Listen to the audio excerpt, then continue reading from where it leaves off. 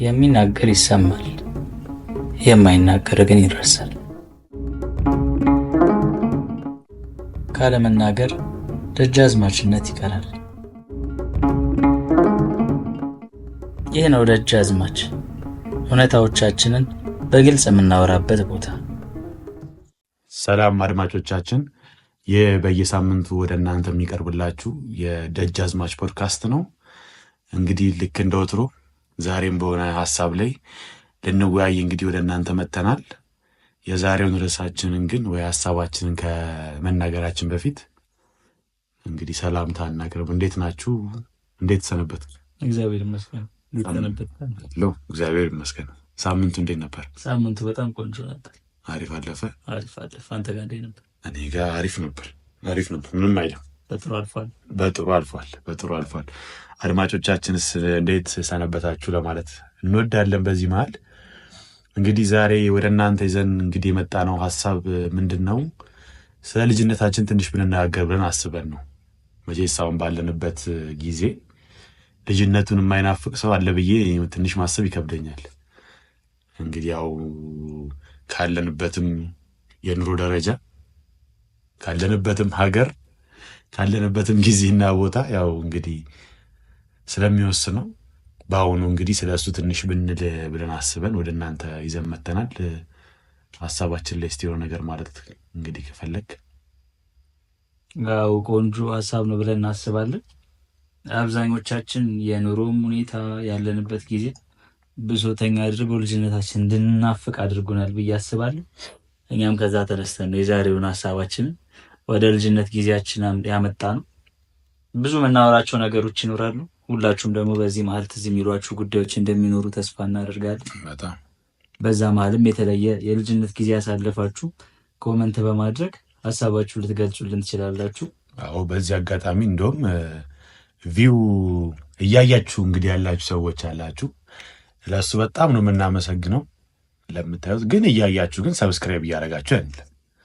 ስለዚህ ያው እንግዲህ ሰብስክራይብ እንድታደርጉልን እንግዲህ ደግሞ አድምጣችሁ ደግሞ ከወደዳችሁልን እና ደግሞ ያው ለእኛም ደግሞ ስለሚጠቅም በዚሁ አጋጣሚ ላይክ እንድታደርጉልን፣ ሼር ማድረግ ይቻላል ለጓደኞቻችሁ ለሁላችሁም እንድትሰሙ ስለምንፈልግ፣ ሁሉም ሰው ጋር እንዲደርስ ስለምንፈልግ ሼርም እንድታደርጉልን እንጠይቃለን። ሀሳብ ካላችሁ ስለ እንደዚህ ነገር ደግሞ ተወያዩ፣ ወይ ደግሞ እዚህ ሀሳብ ላይ እኔ አልስማማም የምትሉም ከሆነ ደግሞ ሀሳብ መስጠት ስለሚቻል ኮሜንታችን ሁሌም ክፍት ነው።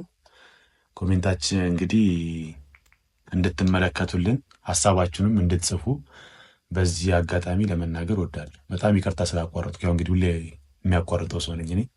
ምንም ማድረግ ይችላል። እድሉ ሲሰጠኝም እንዳልጠቀምበት የተገፋፋው ነው። ግን ያው ጊዜው ነው ብለን እናልፈዋለን። ጊዜው ነው ብለን አልፈው። ግን እኔ ያው ለአድማጮቻችን በዚህ አጋጣሚ ልናገር ብዬ ነው። በዚህ አጋጣሚ ወደ ቤታችን መምጣታችሁ ካልቀረ አሁኑ ጓድ እንዳለው ሁላችሁም ያላችሁን ሀሳብ እያቀረባችሁ ላይክ፣ ሼር ማድረጋችሁን በዛው እየቀጠላችሁ እንዲሁም ሁላችሁም በቻላችሁት መጠን እውነታዎቻችሁን ወደኛ እያመጣችሁ በግልጽ የምናወራበት መድረክ እንደመሆኑ ከኛ ጋር አብራችሁ ቆዩ እንላለን። እናመሰግናለን። ስለዚህ ወደ ርዕሰ ጉዳያችን መመለስ እንችላለን ማለት ነው። እንችላለን። ዛሬ አንተ ጠያቂ፣ እኔ ደግሞ ተጠያቂ፣ መልስ ሰጪ እንሆናለን። አዎ፣ ዛሬ እድሉ ተሰጥቶኛል። በመጀመሪያ እድሉን ስለሰጠኝ በጣም ነው የማመሰግነው። ከሁለት ኤፒሶድ በኋላ ለመጀመሪያ ጊዜ ለመጠየቅ በማሰብ ራሱ ትልቅ ነገር ነው፣ ትልቅ መሻሻል ነው። እድሉ ሲሰጥ ደግሞ መጠቀም አለብን። እውነት ነው። ሲሾም ምን ያላለ ሲሻር ነው። ሲሾም ያልበላ ሲሻር ይቆጨዋል። በነገራችን ላይ አድማጮቻችን በጣም ተረት የምትማሩበትም ቻናለው። በዚህ አጋጣሚ አንዳንድ ተረቶችን ከኛ ጋር እንግዲህ የተነጋገርን እንቀጥላለን። ያው አዳዲስ ተረቶችም ሊኖሩ ይችላሉ በእኛ የተፈጠሩ። ስለዚህ እሱንም ትሰማላችሁ እናስባለን።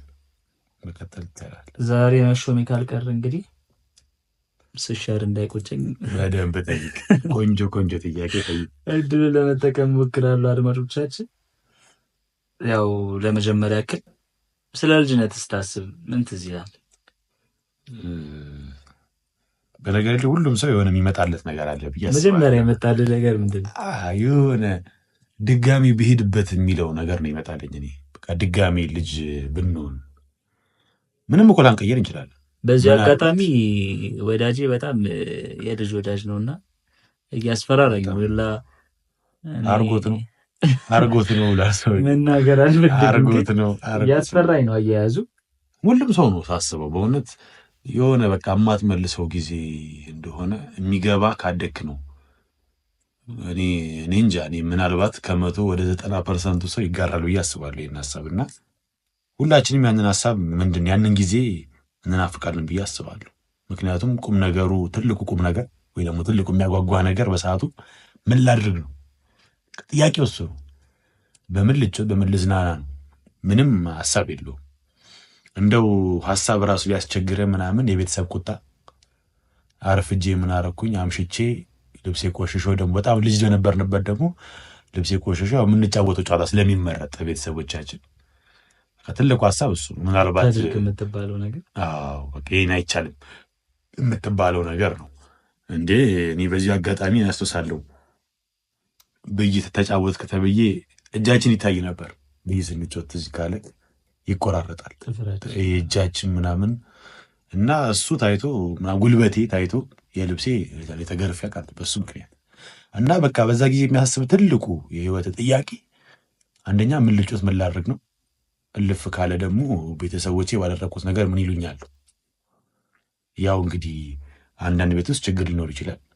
ያው እንግዲህ እሱ ካላስጨነቀህ በስተቀር ዋናው ጥያቄ እሱ ነው ብዬ አስባለሁ። እና ስለ ልጅነት ሳስብ የመጀመሪያው ነገር ይመጣል ካለማግኘትና የሆነ በቃ እርግጥ ነው ካሁን በኋላ አትመለስም እሱ ስላለ የቀድሞ ስለ ልጅነት ሲጠየቅ መናፈቅ ነው የሚመጣል። ናፍቆቱ በጣም በቃ ብመለስና እኔ መሬት ላይ ብንደባልም ካሁን በኋላ ድጋሚ የጊዜው ምናምን ተገኝቶ የትኛው ልጅ ነበር ልጅ እያሉ ያውን ጨዋታ አሁን ብዙ ጊዜ ቤተሰቦቻችን እንዳልከው ብዙ ነገር ገድበውን ነበርና ያው ለጨዋታ የሚፈቀድለት ልጅ ነህ ወይስ ሳይፈቀድለት ተደብቆ የሚወጣው ነህ? የትኛው ልጅ ነበር? አልነበርንም። ይሄ ተፈቅዶለት እኔ ሲጀምር እየተጫወተ በሰላም የሚገባ ጓደኛም አልነበረኝ። አብዛኞቻችን እንደዛ ማለት እንደው ከግቢ ራሱ ብንወጣ በቃ 50 ሜትር ራሱ ትርቃለህ አይቻልም። በቃ እንደ ድንገት ወጣ ሲሉ ማየት አለባቸው እና የሆነ ደግሞ እንደዚህ በቃ ያደክበት ሰፈር ደግሞ የሆነ በጣም ጉርብትና ያለበት ምናምን ሰፈር ከሆነ ደግሞ በቃ ውጥት ሲሉ በቃ አስፋልት ነው፣ ግልጥ ያለ ሰፈር ነው። ስለዚህ ወይ ጎረቤት ወይ ደግሞ የጎረቤት ጎረቤት ምናምን ልብስ እያጠቡ ነው ምናምን፣ ሰፈሩ ጠባብ ነው አብዛኛው ሰፈር እና በቃ የሆነ በቃ ሲወጡ ወይ ከተጠራ ምናምን አለን እንትና ልጅ አለ እንትና ልጅ አለ እና አትርቅም በቃ እና አይቻልም። ሲጀምር መውጣትም አይቻልም። ብትወጣም ገደብ አለው። ቁርስ በልተህ ነው የምትወጣው ግዴታ። እሱም ቅዳሜ ነው ወይ ደግሞ ክረምት ከሆነ ነው፣ ዝናብ ካልዘነበ ክረምት። ከዛ ኋላ ቁርስ በልተህ ነው የምትወጣው። ምሳ ሰዓት ግዴታ ቤት መመለስ አለብህ። ምሳ ግዴታ ነው። ምሳ በልተህ ደግሞ አትወጣም። በዚህ በፀሐይ ትባላለህ። አንዴ ከገባ አያስወጡም። ከዛ ፀሐዩ በርዶ ስትወጣ ደግሞ መሸት ደግሞ ትገባለህ። ስለዚህ በቃ አብዛኛውን ሰዓትን ሳታጣጥመው እንትን አለ። አሁን ግን በቃ ሰዓት አሁን ደግሞ እኔ እንጃ ድሮ በጣም ሰዓት ነበረ፣ ግን ያው ከቤተሰብ ባለፈ ትንሽ እንዳደግ ራሱ ብለን በጣም ረጅም ሰዓት ነበረ። ግን ምን እንደምታደርግበት በቃ ቅድም የጠየቁ ጥያቄ ነው ትልቁ አንገብጋቢ ጥያቄ፣ ምን ላድርግ በምን ልዝናና ነው። አሁን ደግሞ ሰዓት የለም፣ የምታደርገው ነገር ደግሞ ብዙ እና ይህንን ስታስብ በቃ ያኔ የመጀመሪያ የሚናፍቀው ነገር በቃ እንደው ብመለስ የሚባለው ግን ምን አይነት ልጅ ነበርክ ለሚለው ጥያቄ ግን ከየትኛው ልጀምር? አሁን በትምህርት ቤቱ ነው?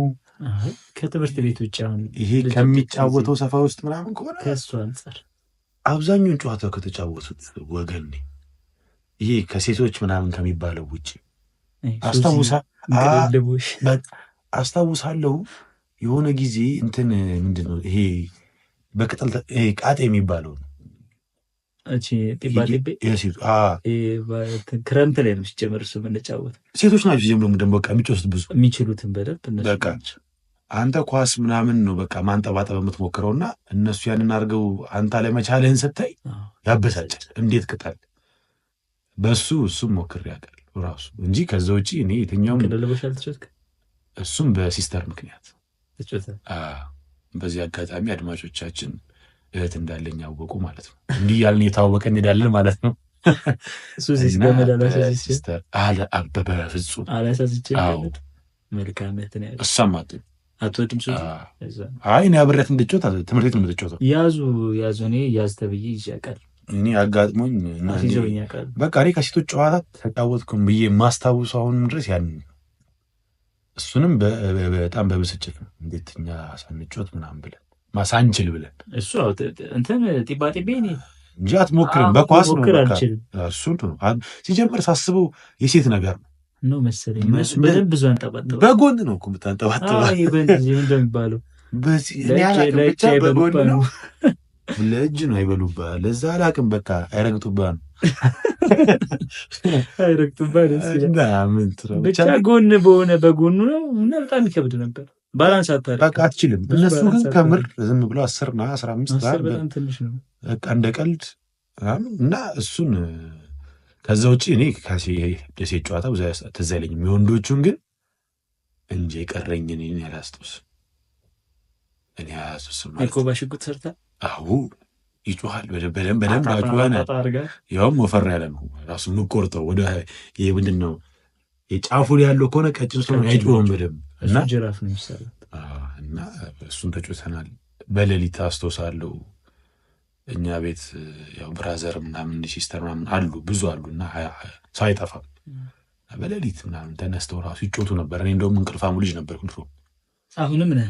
አዎ እኮ ድሮም አልኩኝም። እና በሌሊት ምናምን ተነስተው ኢቨን ሲስተር ምናምን እንዲያብሩ ይጮቱ ነበር። ተነስቼ ምናምን ሳይ ተደብቀው ምናምን ዛፍ ስር ምናምን ነው የማያቸው። እንቅልፌ ትገባለህ በቃ አንተ አተኛም እነሱን እያየ ተነስት ምናምን ትጮታለህ። ብዙ ነገር ያው ኳስ የሁሉም ሰው ነው። ይህ ብይ ደግሞ ጊዜ ያለው የአፈሩ ትንሽ ራስ ሲል ነው ቆርኪያን ተሸካክመ ምናምን ወድቀሃል ብዙ እና ያው ጨዋታ ከሚጮስት ወገን ነበር። ግን በቃ ያችን ሰዓት ግን አብቃቅተን ከዛ ውጪ ሁሉም ተጫውቻለሁ የምለው ልጅ ነኝ። አብዛኞቹ ሁሉንም ባይሆን አሁን ማላቀው ምናምን ቢኖር ራሱ 1 2 3 ምናምን ቢኖር እንጂ ሁሉም ሰው ቢያስታውስ ሲጀምር አብዛኛው ሰው አሁን በእኛ እድሜ ያለ ሰው የተጫወተ ይመስለኛል። አጋጣሚ ምናልባት እንደዚህ ሆኖ ከአንዳንድ ሰዎች በስተቀር እንጃ እኔ አብዛኛው ሰው ተጫውቷል ብዬ የማስበው ሰው ነኝ። አንተስ እንዴት ነው? አንተ ቦዘኔ ነው አጭበርብሮ የሚወጣው ሰው ነበር። ምን አልተጫወትኩም እኔ እንጃ። እኔ አንዳንዴ ሳስበው አሁን ባሉት ህፃናት መቅናት ጀምሬያለሁ። አሁን በእርግጥ ጨዋታ ያውቃሉ ብዬ አላስብም። አሁን ያሉት አረኔ አያስቀም ምቀናው ልጅ መሆናቸውን ነው ምቀናባቸው እንጂ ከጨዋታ አንጻር አስበው ነፃነቷ ጊዜ በጣም አለ። አሁን እኛ እኮ ሱቅ አንላክም። ሱቅ ከተላክ እንደው እናትህ ወይ አባትህ ቆመው እየጠበቁ ወይ ታላቅ እቺ ምራቅ ሳትደርቅ ተብላ አታውቅም። ለምን እንደሚያደርጉን ያላውቅም። እቺ ምራቅ ሳትደርቅ እቺ ምራቅ ስትል አቅጣጫ ወይ የሆነ ዕቃ ጠፍቶብህ እጅ ላይ እንትን አድርገህ በደንብ መተህ አቅጣጫ ገምተህ በደንብ መተናል። እና አንዳንድ ጊዜ የፈለግከው አቅጣጫ ሆኖ እንዲህ ከጓደኞች ጋር ምናምን ሆነ ወደ ሌላ ቦታ ካሉ የምትመታው አንተ ከሆንክ ታሳስተዋለህ እንጂ አንተ አውቀህ ወደዚህ ነው ወደ በዛበት አድርገህ ነው የምትመታው ምናምን። እና በደንብ እሱን እኔ በጣም ብዙ ጨዋታ ተጫውቻለሁ። በደንብ ባይሆን እንደውም የኮባ ትንሽ ከባድ የሚሆነው የኮባው ሽጉጥ ትዝ የሚል ከሆነ አብዛኛውን ጊዜ ኮባ የሚቆርጠው ወይ በዓል መሆን አለበት ዳቦ ሊጋጋ በቃ ካልሆነ በስተቀር ኮባን ከቆረጥክ በተለይ ፈርዳል ማለት ነው። ከባድ ነው። እኔ እንዳልኩ የኖርኩበት ሰፈር ግቢ ስለሌላቸው አብዛኛው ሁሉም በቃ የሚተክለው ምናምን ወይ የሚያሳድገው ውጭ ነው አጥር ላይ ምናምን ቦታም ስለሚዝ ነገር እንዳያዩክ ነው እንጂ ካዩክ ነው እንጂ ካላዩ ችግር ብቻ እንትን ነበረ በጣም ከባድ ነበርና እሱ ነው ትንሽ ከኮባውን ከባድ የሚያደርግ። ከዛ ውጪ ጨዋታ የሚባሉትን እያንዳንዳቸው ነገሮች ይሄ ሌባና ፖሊስ፣ ኩኩሉ የሴቶቹንም ትንሽም ቢሆን እንቅልልቦሽ ጮት ነበር። ትምህርት ቤት እያለ መገልበጡን አልችልም ነበር እንጂ አይቀመጥ ብዙ አይቅምት በለው ልጅ ነው። እኔ በጣም እበላለሁ ሁሉ የሚያበል ብቻ ግን እሱንም በሲስተር እኔ እንደ ሴቶቹ እኔም አልችልም። በእርግጥ ግን እሱንም ተጫውቼ አውቃለሁ። ሱዚ አስይዘውኝ አውቃለሁ። የሚችሉት ልጆች አሉ። ሱዚ አስይዘውኝ በጣም ምን ያበሳጫል አትለኝ? ጉልበት ጋር ወገብ ጋር አንገት ጋር ሲያ ይከረክራል እና እነሱ ደግሞ ጉትት አድርገው ነው የሚጫወቱት። እሱ በጣም ያስጠላኝ ነበር እና ግዴታ ነው ደግሞ በቃ እነሱም ከአንተ ጋር ይጫወታሉ፣ አንተም ከእነሱ ጋር መጫወት አለብህ። ብዙ ጊዜ ደግሞ እኔ ኳስ በጣም ወዳለሁ። ልጅ እያለሁ አብዛኛውን ጊዜ ያሳለፍኩት ሜዳ ላይ ነው። እዛ ሜዳ ላይ አሳልፌ ነው አሁን ህይወት እንደዚህ ሜዳ ላይ ነው የቀረው እና ትዝ ይለኛል ቴዘር ታውቃለች? ጥምጣም ብዙ ሰው የሚያውቀው በጥምጣም ይመስለኛል። እና በሱ በስመ አብ በወልድ ወይ ልብሴ ይቀደዳል ወይ እግሬን የሆነ ነገር አድርጎ ይመጣለሁ ወይ ጫማ ግን ጥዬ እመጣለሁ። አብዛኛውን ጊዜ እኔና ቤተሰቦቼ እንደው ጥፋት አጠፋ ብለው ከወቀሱኝ የሚወቅሱኝ በዛ የተነሳ የሆነ ነገር ሳልሆን መጥቼ አላውቅም። ቴዘር ደግሞ በጣም አስቀያሚ ነገሩ ያንጀልጣል። ሱሪ መቀደዱ አይቀርም። እኔ ከዩኒፎርም ሁሉ አንተም እንደምታውቀው ነው ከዩኒፎርም ሁሌ በቃ የሚቀደደው እዛ ቦታ ነው ሁሌ። እና የሆነ አንዳንድ ጊዜ በቃ የሆነ እንደ ቤተሰብ ለትራንስፖርት ምናምን ብሎ የሚሰጥህን ብር ራሱ እነሱ ከወጡ በኋላ ጠብቀህ ሱሪና አሰፈተ ነው ትምህርት ቤት። በነጋታው ደግሞ እንደዛ ተቀደም ይዘው አትሄድም በመርፍ አታረግ እና በቃ በጣም ቴዘር አስቀያሚ ነገሩ ያጋልጣል። ቴዘር አጋጣሚ በጣም ይሄ አስጠሊታው ነገሩ እሱ ነው እያስባሉ። ዛፍ ላይ ምናምን ደግሞ አሁን ክረምት ሲሆን በብዛት ብዙ ጊዜ ይኖረናል። አሁን እንደዚህ በደንብ አሁን ክረምት ላይ ብዙ እንትኖች ያብባሉ። አሁን ዛፍ ለምሳሌ ዋንዛ ዛፍ አሁን ክረምት ላይ ያብባል። በጋ ላይ መሰለኝ ፍሬው በደንብ የሚወጣው ጊዜውም በደንብ እንደዚህ በጋ መሰለኝ፣ ከተሳሳትኩ ታርሙኛላችሁ። እና በጋ ላይ ነው ብዙ ጊዜ የሚወጣው እና ይሄ ዛፍ ላይ መንጠልጠል ምናምን የሚወደው ልጅ ዘይቱና ካዝሚር ነው የሚባለው ካዝሚር ምናምን አቮካዶ ሲጀመር ታጥሮ ነው የሚቀመጠው። እንደዚህ ዝም ብሎ ደግሞ ረጅም ጊዜ ምን ደግሞ የሚፈጀው አድጎ እናት እዚህ ዋንዛ ዛፍ አለ ወይንም የሚተክል ሰው ነበረ። ወይን እሱም ግቢ ላይ ሀረግ ስላለው እንደውም ስለሚያሳምር ተብሎ ኮክም አለ ማንጎ ምናምን አቮካዶ አለ። ግን አይጋለጥም እንደዚህ እንደነ ዘይቱ እንደነ ዋንዛ አታገኙም። እኛ ጋር ትዝ ይለኛል ትልቅ ዋርካ ግቢም ይወጣሉ እነሱ። ግቢ ውስጥ ራሱ ቢሆን ትልቅ ዋርካ ነው ዋንዛው እና ልደታ እንደውም እሱ ጋር ያከብራሉ። እስከ አሁን ድረስ አይመለስልኝም እሱ ጥያቄ ለምን እዛ ጋር እንደሚያከብሩና እዛ እንትን ላይ በቃ ዋንዛ ምናምን በልተን ምናምን ስንመጣ ከንፈር ይጠቁራል ምናምን ነገር እና ቃል በለው ምናምን ብለህ ደግሞ አለ መሰለኝ የሆነ ደግሞ አለ ከንፈር የሚያቃጥል ቆይቶ አላው ትዝ አይለኝም ስማቸውን አብዛኞቹ ጠፍተውብኛልና በጣም ነው በቃ የሚጠቁረው ከንፈር ምናምን። አሁን ዋንዛ መብላት ሳይሆን ትልቁ ችግር ከዛ ዛፍ ላይ ወድቀ የሆነ ነገር ብትወልስ ነው በቃ እና ብትወርቅ ይሻላል ዱላው። እኔ በጣም በቃ የሚገርመኝ ነገር እና ብዙ ጊዜ ቤተሰቦችን ልሸውዳቸው ሞክሬ ልሸውዳቸው ያልቻልኩት ነገር ቢኖር እሱ ነው። በጣም በቃ እኔ እውነቴን ነው አሁን ስለምንወድ ነው መንገርፍ የሚባለው ነገር ራስ የሚገበኝ እሱ ነው። አንዳንዴ ከማዘር ጋር ብዙ እንድትለኛለች ዱላው በጣም በቃ ብትወርቅ ይሻላል።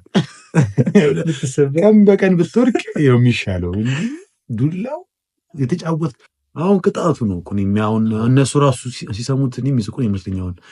ለምንድን እንደዚህ የገረፍኩኝ ምናምን ወይ እንደዚህ የገረፍኩኝ ምናምን ስትል ፋዘር ነው የማዘር እንደዚህ አድርገህ ነው ምናምን ሲባል ያደረግከው ነገር ለካ የሆነ ፍሬ ምናምን ለመብላት ዛፍ ላይ ወተን የወረድከው የሆነ ሳሌ ብይ ለመጫወት ተንከባለ ነው መሬት ላይ ኳስ ተጫወተህ ምናምን አዋራ ወይ ሲሊፐራም ተገንጥሎ ነው ጫማ አድርገህ ደግሞ አትወጣ ኳስ ተጫወት ነው ብለህ ሜዳ ላይ ነው ብለህ አትወጣ። በጣም ብትወጣ ራሱ ወይ ትልቅ ሰው ወይ እንዲህ ብራዘር ምናምን ተል ብቻ የሚታወቅ ሰው አለ ማለት ነው አብሮ እንጂ በቃ ግርፊያው ግን በቃ ዘው ወይ ሜዳ ላይ ነገር ቢያደርጉ ይሻላል ልጆቹ ምናምን። በጣም ግርፊያው ሌላ ነው በቃ ወይ ቁጣው ራሱ። እኔ ከዛኛው ማዘር እስከ ቅርብ ጊዜ ትለኛለች እኔ ከወለድኩ ለስም ነው ትለኛለች። ከዛ አንድ ቀን ምርር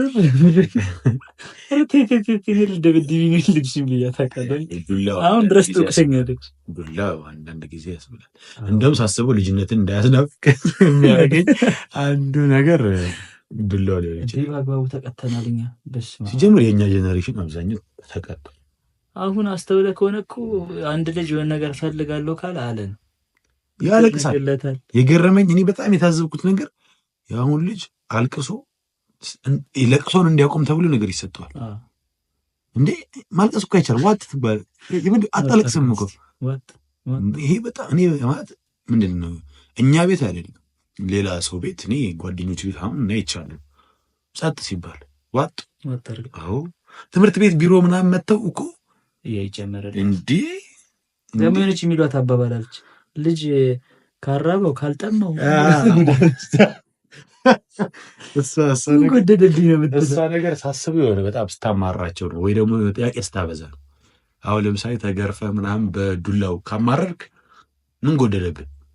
በቃ ምን ጎደለብን? እቻት ያረፍተ ነገሯ መጀመሪያ ሳስቡ ግን እውነት ግን አሁን ያለ ልጅ ግን እኔ እንጃ። እንግዲህ አሁን ያላችሁ ልጆች እንግዲህ ፖድካስት መስማት እድሉን ካገኛችሁ ሲሆን አላቸው። በእርግጥ ይገርመኛል። እውነት ትንሽ የፈጠንንም ግን የሚያደርገኝ እሱ ነው። እንዴት ነው በጣም ብዙ ነገር ላይ ኋላ ምንድን ነው ይሄ ስልጣን ያላቸው ልጆች ሆነው ያገኛሉ።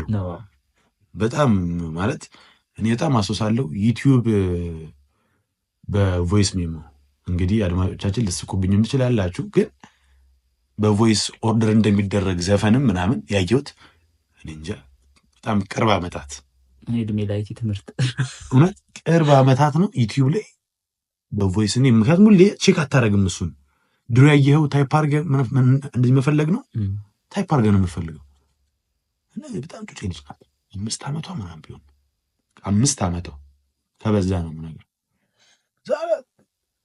ታወራለች እና የምታወራው እንግሊዝኛ ከምን ጋር ነው የምታወራው ብዬ ላይ ነው እኔ ሳይሄዳለሁ። ዩቲዩብ ነው ምንድን ነው የምታደርጊው? እንደዚህ የእንትን ኦርደር ምንድን ነው ይሄ ሰርች እያደረኩ ማለት በቃ አንተ በ5 ዓመት ራስን አስበው። በእውነት ብይ ገና ለምን እንደዚህ ብይ ያለው እኛ አፈር እየበላን ነው። በእውነት አፈር ስትል አፈር በልተህ? አዎ እኔ እውነቴን ነው። እኔ እናንተ አሁን አሳለፍን የምንለው ምናልባት እንግዲህ በጣም ትንንሽ በቃ ትንሽ አማውንት የሆነ ሰው ነው አላየም ብዬ ማስበው። ምክንያቱም እንዴት ነው ላይፍ ስታንዳርዱ የአብዛኛው ሰው ጀምር ተመሳሳይ ነበር። እንዳሁኑ እንደዚህ አልተራራቅም። በጣም ያሁኑ ሀብታም የነበሩት ሰዎችም ከኖርማል ሰው በቃ ኖርማል ስታንዳርድ አለው ተብሎ ከሚኖረው ሰው ጋር ያን ያህል ልዩነት አልነበራቸው። ልዩነቱ ያን የሚመስለኝ ብዙ ጊዜ እንደኛ አይወጡ። በቃ ትልቁ ልዩነት የሚማሩበት ትምህርት ቤት ትልቅ ግቢ ምናምን አላቸው። ዘመዶቻቸው መንግስት ትምህርት ቤት አይማሩ ይችላሉ ነው እንጂ አትለዩም። የአሁኑ እኮ ያስታውቃል እንዴ! አሁን እኮ የሰማይና የምድር እኮ ነው ልዩነታችን። እና በቃ እንዴት ነው አብዛኛው ሰው ሪሌት ያደርገዋል ብዬ አስባለሁ። ያን የሁላችንም እኔ የማወራውን ህይወት አንተ የምታወራውን ህይወት እኔ እናንተ ራሱ እዚያውን ስናወራ ህይወት አብዛኛው ነገራችን ተመሳሳይ ነው የሚሆነው። ማለት ኢቨን ሴቶቹን ብንጠራቸው እና ሴት እንዲህ ራሱ ብናወራ ያን ያህል ልጅ ነው። ምናልባት ጨዋታችንን አልተጫወትናቸው ግን እናውቀዋለን። ጨዋታቸው ይታወቃል። አዲስ ነገር ግርፊያው ይታወቃል። ስንገረፍ የነበረውን ንግግር ትሆን ያስታውቃል። የእንትኑ ቻርጀር ትዝ ይላል። ግርፊያ ስትል የሬዲዮ ቻርጀር በሱ ቻርጀር ተገርፈናል። በጣም ጀርባችን ላይ ነበረ ቻርጀር የሚቀየረው በዛ ምክንያት ነበር። እኛ ቤት ወይ የተበላሸ ከሆነ ጫፉ ደግሞ ረጅም ቻርጀር ነው የሚያገኙት። እኔ ሶኬቱን ከየት እንደሚያገኙት አላውቅም። እንዲህ ደግሞ የሆነ ጊዜ ራሱ ትንሽ አደግ ካልክ በኋላ ምናምን እንደው በሆነ አጋጣሚ አይንህን ይመም ወይ ራስን ይመም ይሄ ስልክ ነው ይሄ ቲቪ ነው። በቃ ከሁለቱ ያልፍ ፀሐይ ላይ እየዋልክ ነው በስመ ወዳጅ እንደሌለው ልጅ እኔ አንድ እና ደግሞ ሁሉም ደግሞ የሚገርመኝ ማልቀስ የማይቻልበት ነገር በጣም እኮ እውነት ባደጉት ሀገራት አሁን አቢዩዝ ተብሎ ሊከሰስ የሚችል ነገር ሊሆን ይችላል። አይቻልም ማልቀስ ዋጥ ነው በቃ። እና ልጅ አንተ አሁን ዋጥ ስትለው ሳቅ አይመጣም። እውነቴን ነው። አሁን አንተ አሁን ልጅ ወልደህ ምናምን እንደዚህ መቀጣት አለበት። እውነት ለመናገር እኔ አሁን ላይ ሆኜ ሳስበው ቤተሰቦቻችን እንኳን እንደዛ ገረፉን እላለሁ። በእውነት እኔ በጣም ተገቢ ቅጣት ያልተመጣጠነው እንጂ ሆነ እንጂ ቅጣቱ መቀጣቱ በቀጣሽ የሚባለው ነገር ትክክል ነው። በቃ ባጭሩ ካመጣው አይደል የቀረ ቅጣቱን ትልቁ ቅጣት ምንድን ነበር? በቃ በጣም ከባዱ ቤተሰብ የቀጣኝ የምትለው ትልቁ ቅጣት እኔ እንግዲህ እንደዚህ በደንብ የማስታውሰው አሁን ቅጣት የለም። በእርግጥ በእውነቱ ስነግርህ እንደሌላው በጣም እንደዚህ ይሄ ብዙ ልጅ ተቀጣ እንደሚባለው በጣም ተገርፍ ያሉ ብዬ የሚያምኑት ልጅ አይደለሁም። ምክንያቱም በጣም ብዙ ተማሪዎች ያስሳሉ ፊታቸው በልዞ ምናምን ትምህርት ቤት ራሱ የሚመጡ ልጆች እና ነበሩ። በዚህ አጋጣሚ እኔ አመሰግናለሁ ቤተሰቤን በእውነት እንደዚህ በጣም ተገርፍ ያለው በጣም በአቢዩዝ ባለው ልክ ቅድም በዛ ልክ ተደርግ ያለው ብዬ እንትን አላምንም እና እኔ ከሚጫወቱት ወገን ነኝ ወደሚሉት እጠጋለሁ። እኔ ቅጣት ስትል በጣም ከባዱ ቅጣት የምን ነበር መሰለህ? በጣም ልጅ ነኝ። ጠጠር ከረሜላ ትዝ ይላል ኮሾ እኔ በቃ በ10 ሳንቲም 3 ምናምን አሪ ሀገር ነበረ ብቻ ትዝ ይለኛል። እና ልጅ እያለው ምናምን ነገር ቤት አይውልም። አጋጣሚ ሆኖ ቤተሰብ ቤት ማዘርም ፋዘርም ስራ ነው የሚሉት እና ብቻዬን ነው የምውለው። ግን ከልጆች ጋር ስትጫወት ምን ስትል ያኔ ጥሩ ነገሩ ምሳ ጓደኛህ ሊበላ ከሆነ ወይ ቤት ገብተህ ና ምሳ ብሎ ምናምን ተብለህ ትጠራለህ። ዝም ብለህ ገብተህ እንዲህ የምትበላው ካልሆነ ደግሞ ሂድ ገብተህ ምሳህን በልተህ ና ነው የምትባለው። ያባሩሃል። ካልሆነ ዝም ብለህ ነው የምትበላው እና ትዝ ይለኛል። አሁን ልጁ እንደውም ያኔ በጣም አስቸጋሪ ልጅ ነበርና አሁን በጣም ጥሩ ቦታ ላይ ነው ያለው። በጣም ተረጋግቶ በቃ ሰላማዊ ሰው ነው በጣም ከምልህ በላይ እና ሁለቱ ወንድማማቾች ናቸው፣ ጸጋና ብርሃን ይባላሉ። እና እኔ በጊዜ በቃ እነሱ ኮሾ ከረሜላ ገዝተው ምናምን ሲበሉ አገኟቸው። ያው ልጅ እያለ በቃ ትጠይቃለህ ምናምን ደግሞ እንደዚህ እንዳይሆኑ አልነበረም። ከዛ ስጡኝ አልኳቸው፣ አንሰጠም አሉ። ከዛ እሺ ብዬ ተነስቼ ቤት መግባት። ቤት ስገባ ኮሜዲና ላይ ተቀምጣል 50 ሳንቲም ተቀምጣል። በ50 ሳንቲም ሁላ ነው የገዛሁት። አጨረሱም ይደርሱብሃል። 50 ሳንቲም ሁላ ነው የገዛሁት። ሊያልቅ ነው ኮርሽማው ራሱ አጨርሰው እሱን ገዝቼ ስበላው አልኩ። ከዛ ደግሞ የከረሜላ ክፋቱ እጅህ ያጣብቃል፣ ከንፈርህ ያስታውቃል፣ ይቀላል። በጣም ብዙ ጣጣው ብዙ ማዘር ምንድን ነው ከየት አምጥተህ ነው ምግባት በላም ይዘጋሃል፣ ጣፋጭ ነው ከየት አምጥተህ ነው? አባዬ ገዝቶልኝ። ከዛ ደግሞ እሱ መጣ። አባዬ ለምን ገዛህለት? ገዛልህ እማዬ ገዛችልህ። እሱን ደግሞ ከዛ ሁለቱ ሲገናኙ በቃ ተጠያየቁ። ለምን ገዛሽለት? አረን ያልገዛሁት። ለምን ገዛለት? አልገ በል አውጣ ተባልኩ። በል አውጣ ኬት እንዳመጣ። ከዛ ዱላ ሲያርፍበት እናገራለሁ እውነቱ። አይ በቃ እዚህ ጋር ነበረ ከዚህ ላይ አንስቼ ነው የገዛሁት። በስመ አብ በእንቁላሉ በቀጣሽ እሱ ትምህርት በቃ ለእኔ ሰርቷል የምለው ማዘር ከቤት ለኩሳ ቂጤን ያቃጠለች። በስመ አብ ቂጤን አቃጠለች። ከዛ ለረጅም ጊዜ እስኪደርቅ ደግሞ አጉል ቦታ ነው ትቀመጥበታለህ ምናምን። ለረጅም ጊዜ ቁስሉ እስኪደርቅ በቃ ስቃይ ለመጠን። በነገር ላይ ከዚህ በኋላ አስቀምጠው ተራሱ ቢሞቱ አታነሳም ልነግርህ አንዴ። እኔ ከዛ በኋላ አሁን ድረስ በጣም ከባድ እናትና አባቴ ብር እኔ ጋር በጣም ነው የሚያምኑኝ። በገንዘብ ዙሪያ ምንም አይነት ገንዘብ እኔ ጋር ነው የሚቀመጥ። አሁን እንግዲህ ትልቅ ሰው ሆኜም አሁን ገንዘብ እኔ ጋር ነው ያስቀምጡት ምናምን ነገር ግን ከቅጣቱ ክብደት ግን በዛን ሰዓት እንደዛ ባታድርገኝ ኖሮ ግን ልክ አይሆንም ነበር። እና ቂጤን ሳስቡልህ ትዝ ሲለኝ ያቺ መቀመጫዋ ትዝ ስትለኝ አንተ ያጠፋው እሱ ነው እሷ ናት ማለት ነው። አዎ እሱ ደግሞ ሌላ ውሸት እከሌ ነው። ቢያንስ አንድ ቀን ታራለች። ያስቀመጡትን ያውቃሉ ደግሞ ችግሩ እኮ እሱ ነው ያስቀመጧት ሚስት ጠፋቸዋለች። ከዛ እንደዛ ብሎ በቃ ከዛ እንደዛም ደግሞ አላርፍ ኳስ ወዳለሁ እንዳልኩ ታላቆች ሲጮቱ ለማየት ሄጄ ድንጋይ አለ እና ድንጋይ ላይ ለመቀመጥ ደግሞ አይመችም። የግድ እጄን እንዳይነካ ቁስሉ ሁለት እጄን ከስር ከትቼ አንጠልጥዬ ምናምን ነበር የማየውና ከባዱ ቅጣቴ እሱ ነበር። ግን ጥሩ ነገሩ አሁን ላለሁበት ነገር ጥሩ ነገር ሊያድርጎኛል ብዬ አምናለሁ። አይ ተረቱ እኮ ከምር ትክክል ነው። በጣም ትክክል። እጅ ይለምዳል ይባላል። እጅ በጣም መጥፎ ነው። እጅ ይለምዳል ይባላል። ለመጀመሪያ ቀን አሁን ብታጭበረብራቸው ኖሮ እኔ እንዳልኩ አሁን በሸውዳቸው ኖሮ ድጋሚ ሸጉዳለሁ ብለህ በጣም ከባድ ነበር። እሳቱ እሱ ጋር ብቻ አይሆንም ነበር። በዚያ አያያዛችን መቆየታችን ስለሚሆን ወደ ቀጣይ ሀሳባችን እንሂድና እስቲ ዛሬ ጥያቄዎች ጥሩ ናቸው። የትምህርት ቤት ቆይታ ምን ይመስላል? የትምህርት ቤት ቆይታ በጣም የረጅም ዘመን ነው። 18 ዓመት ታሪክ ማለት በ4 ዓመት ትምህርት ቤት ገብተህ እስከ 18 ዓመት ከተማርክ አንተ ግን እያረጀ ነው። በቃ እውነትም እርጅና መጥ ለእውነት በጣም በነገር ላይ ምንድነው ይሄ ዓመት ዕለት ናት ትላለች ማዘር እና አሁን ደግሞ በደንብ ዕለት እየሆነ በደንብ እና በቃ ቀኑ እንዴት ነው በጣም በቃ ሁሌ ነው የሚሄድብህ። አሁን ተቀምጠ አሁን ራሱን ሪከርድ እያደረግን ምን ያህል እንደሆነ አስበው እና በጣም የረጅም ዓመት ታሪክ ነው የትምህርት ጊዜ ማለት። ከነ እንትን አድርገህ ምን አንድ ላይ አድርጌ ልንገርህ ከነ የእውቀት ደረጃ አድርጌ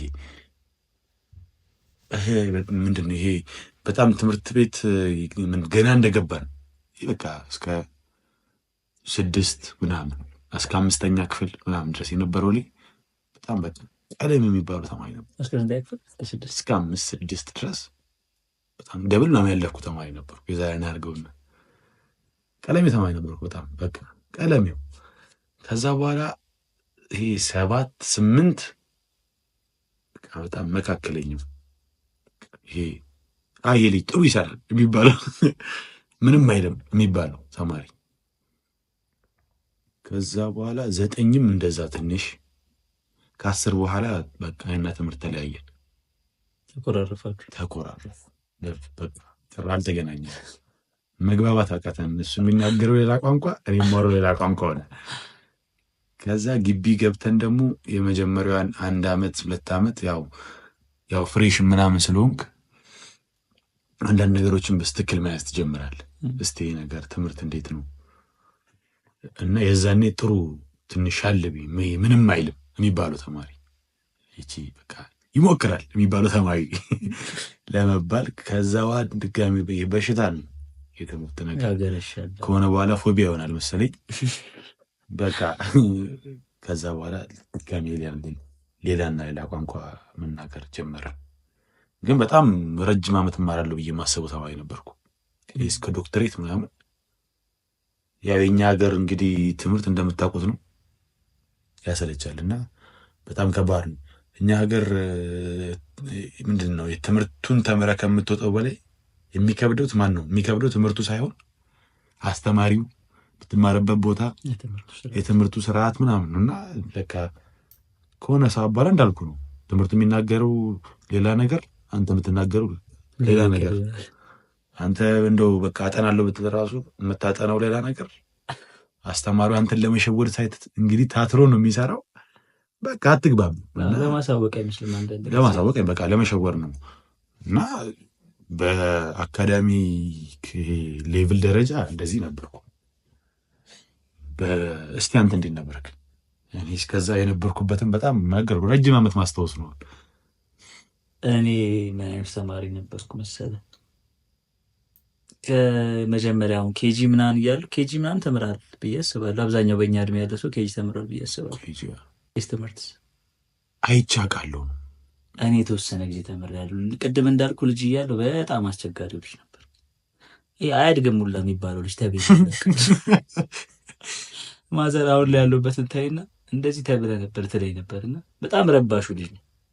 አስቸጋሪ ምናምን ነበርኩኝና እና ልጅ እያለሁ ምናምን ቄስ ትምህርቱ ላይ ተምሬ ነበርና ስትነግረኝ ማዘር በአጥር ሾልኬ መጥቼ አውቃለሁ ከቄስ ትምህርት ቤት ጡት ብዬ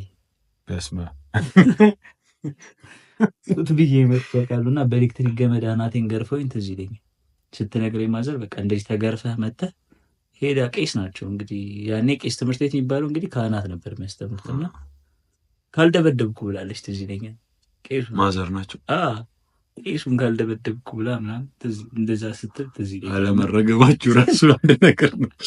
ሁሌ ካደግኩ በኋላ ነበሩ ነፍሳቸውን ይማራውን ቤት የሉም፣ ግን ካደግኩ በኋላ ራሱ ሁሌ ይሉ ነበር። እሳቸውም ራሱ አንተ ቻይለኛ እናት ደህና ናት ይላሉና እሳቸው እና እኔ ቄስም የተወሰነ እውነት ነው። ቅጣት አለ እንዲህ በደንብ በትገረፈው እዛ ግን ስርዓት ግን ይይዛሉ በደንብ።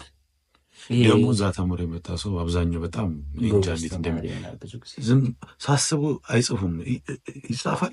መሸምደር ነው ብዙ ጊዜ ለዛ ነው መሰለኝ ትምህርት ቤት ከዛ ከሆነ ጊዜ በኋላ ግን መጻፍ አለው አለው። አዎ ትይዝና ትጽፋለህ። የሆነች ካርቶን ላይ ያለች እንደዚህ ካርቶን ላይ ይለጠፍና ነገሩ ሀሁ መሰለኝ በጣም ረስቼዋለሁ።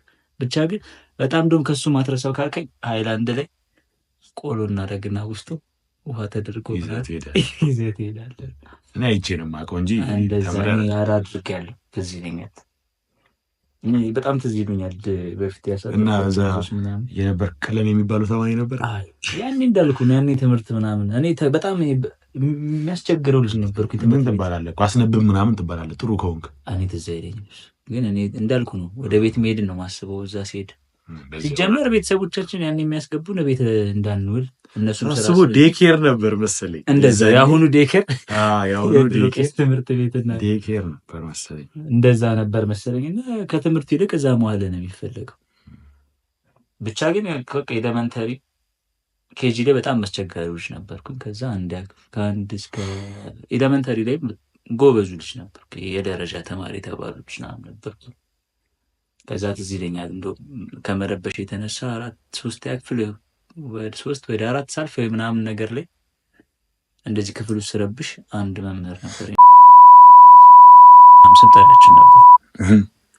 በዚህ አጋጣሚ እንግዲህ ወይንን የሚሰሙ ከሆነ አይ ወዶ መምህር ነው ስምጠሪያችን ነው። ያኔ ደግሞ ትዝ የሚል ከሆነ አንድ አስተማሪ 4-5 ትምህርት ነው የሚያስተምር። እውነት ሂሳብ ካስተማረ ትምህርቱም እንደዛ ነው ማለት አንድ አይነት ነው። ሁሉም እኮ ምንም የሚለይ ነገር 4-5 ትምህርት ሊያስተምር እንደው ምናልባት ሂሳቦቹ ካልተለዩ በስተቀር ምንም እኮ የለውም። እኔ በጣም በቃ አንዳንድ ሳስበው የትምህርት ቤት ቤተን ግን ከኢለመንተሪ ጀምሮ እስከ ፕሪፓራቶሪ ድረስ ያስተማሩኝ መምህሮች በጣም ነበር የምወዳቸው እና ከዛ ሃይ ስኩልም ስገባ ጥሩ ነበር። ሳልጨርስ በውጤት ቀጥቶኛ ይረብሻል ምናምን ብሎ በውጤት ቀጣኝ። ስንተኛ ክፍል ላይ ነው? በውጤት ማለት ውጤት መመቀነስ ማርክ ነው። በነገር ላይ እዚህ ጋር ላይ ጣና አቋርጠና በጣም በዘመኔ አንገት የሚያስደፋኝ የሰራኸው ስራ ብትባል ምን ብትለኝ ይሄ ጥያቄ ማርክ አለው ሲባል እጄን አውጥቼ የመለስኩባቸው በጣም ነው የሚያሳፍሩኝ። 1 ማርክ 2 ማርክ ነው እኮ ደግሞ በጣም ያሳዝን።